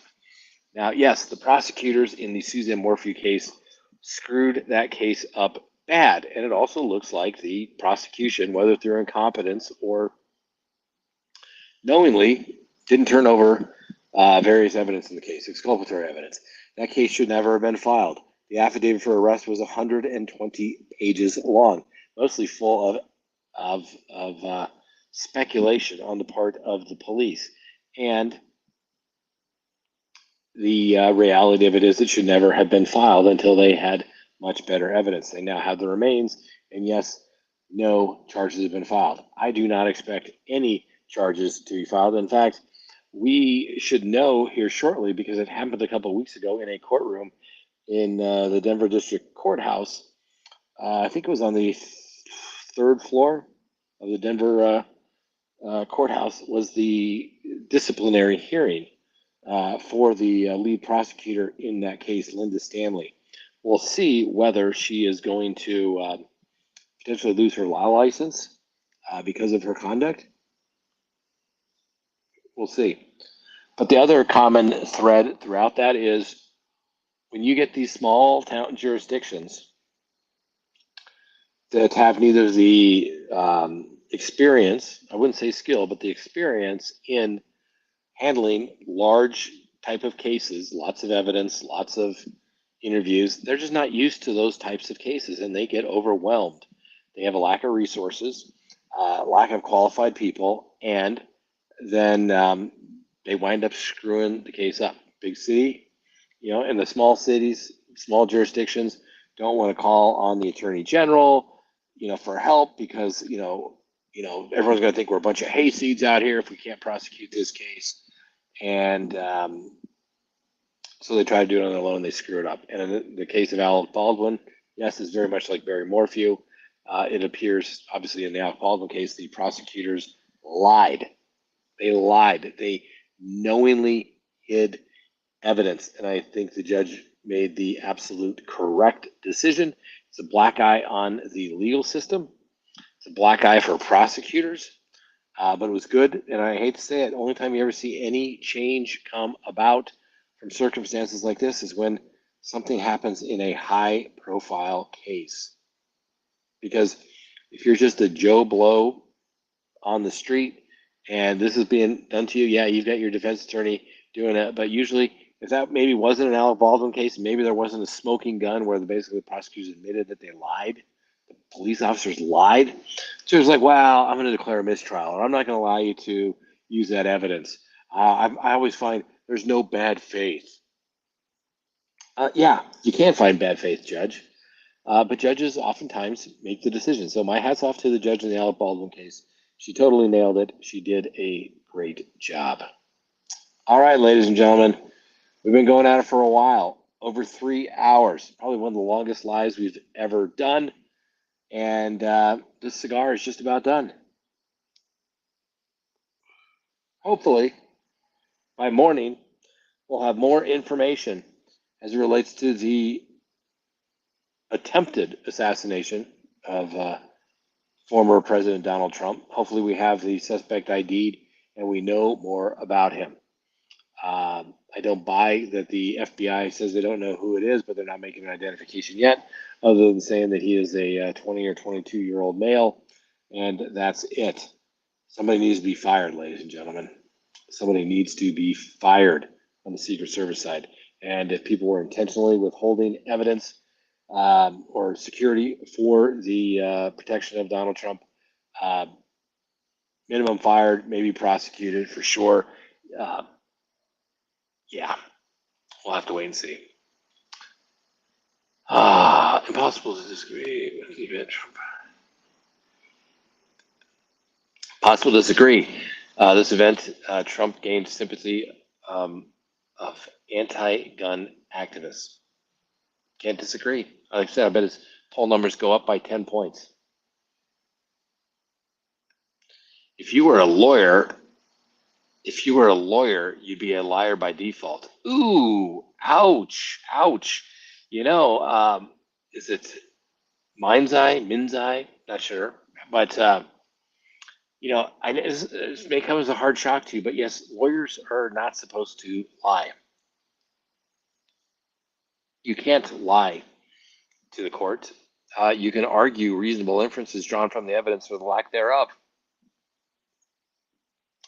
And even if your client's on video and confessed, you can still get up and say, my client is not guilty.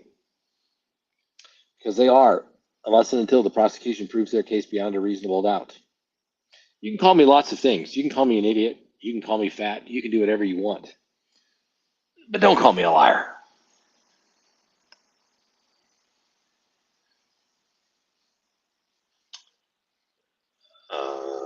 So typical of the news, poof, on to the next crisis.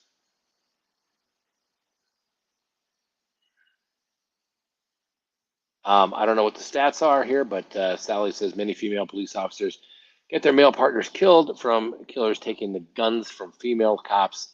The statistics are high. I haven't seen those statistics. I'll take your word for that. We'll have to wait and see. How do you deal with refuse to take you seriously? This just happened. This is the Chicago thing. The woman I knew called 911 and taunted me and then to say that he was homeless is ignorant. How do I follow up? You can make a complaint, but it's not going to go anywhere. It should all be on body camera.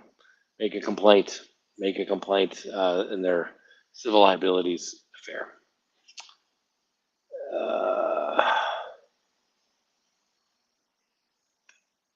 Scott, did you hear that Lori Vallow was denied her request to keep cameras out of the courtroom for her murder trial in August, and the prosecutors wanted no cameras or any transparency as well? Good. I'm glad the judge, high profile cases, I'm of the opinion that we should have cameras in every courtroom and that everyone should be able to watch literally just any proceedings that take place anywhere. Transparency is a good thing, right? That's why we have a right to open public trials. Yes, anybody can go in and watch in that courtroom, but let's face it, not everybody can travel and watch any courtroom they want. This is Crime Talk, right? The facts that are clear. A shot that hits the ear required a lot of training, a lot of experience, precise aiming, all evidence that it was planned. A fact. I agree. It was planned. The question is, are we ever going to find out if the shooter acted alone? I hope we find out. I hope we find out sooner rather than later. Let's see here.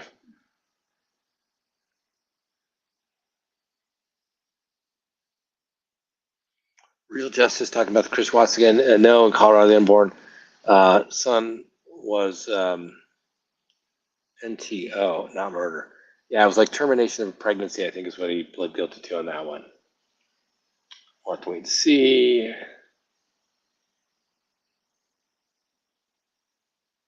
Oh, we're getting into the woods. Conversation obviously taking place. I figure it's pretty much a grand bit of hyperbole to pronounce the end of the regulatory agencies based upon the end of Chevron. For those who don't recall, the Chevron decision was reversed by the United States Supreme Court. What that was an opinion back in the 80s, I do believe, where it said, hey, if Congress created a statute, delegated, and there was some vagueness in the statute, then the courts should give great deference to the experts at the regulatory agency.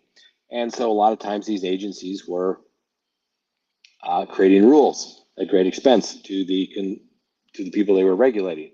The case went to the Supreme Court, and I don't recall the name off the top of my head, but the general facts were these fishermen, I think off Maine, were required by some agency that was there to monitor their lobster fishing.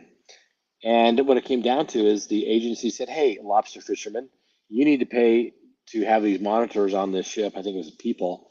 But don't worry, it's only going to cost you like $750 per day.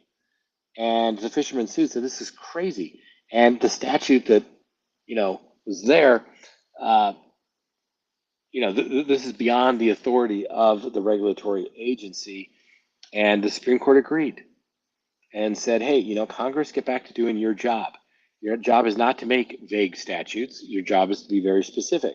Yes, you can enforce it. I don't think the regulatory agencies are going to go away, but I would think that kind of like in Argentina, they could get rid of at least probably 50% of the administrative state by firing half the people there because they don't know what they're going to be doing if they have nothing to regulate, which their jobs in most regulatory agencies is to simply create more paperwork, bureaucracy for everybody in the name of keeping their own job and justifying their existence by creating more work for everybody else.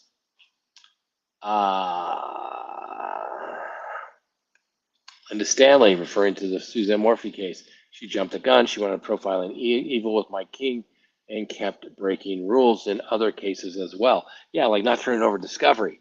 and ignoring the court's order to turn over discovery. And yes, she went on Mike King's show. I saw Mike King at CrimeCon. I think he was actually going to be a witness in that case for Linda Stanley. And I was shocked and appalled that Linda Stanley would go on Mike's show. I think Mike's a good guy, but I was surprised that she would go on there and talk about an active case like that. And it may have been to her demise, to say the least. So we'll have to wait and see. Prosecutors are supposed to follow where the evidence leads, not where they won't. You don't get the result you wanted. As Justice Scalia said at one point, I saw him speak once, he said, if you're a judge that always gets the results you want, you're probably not a very good judge, because the law doesn't always require the result that you want. Same thing with prosecutors. All right, that's all we have for you tonight, ladies and gentlemen. 3 hours and 30 minutes. I think that's probably as much as you want to have of me. We may do it again. We'll see if there's more updates. And for our regular followers, I'm supposed to be in trial this next week, so we'll see if we have shows throughout the week. And then we got some trials lined up for you as well, so make sure you watch those as well. We're going to bring you the Alec Baldwin case from gavel to gavel, but obviously that ended.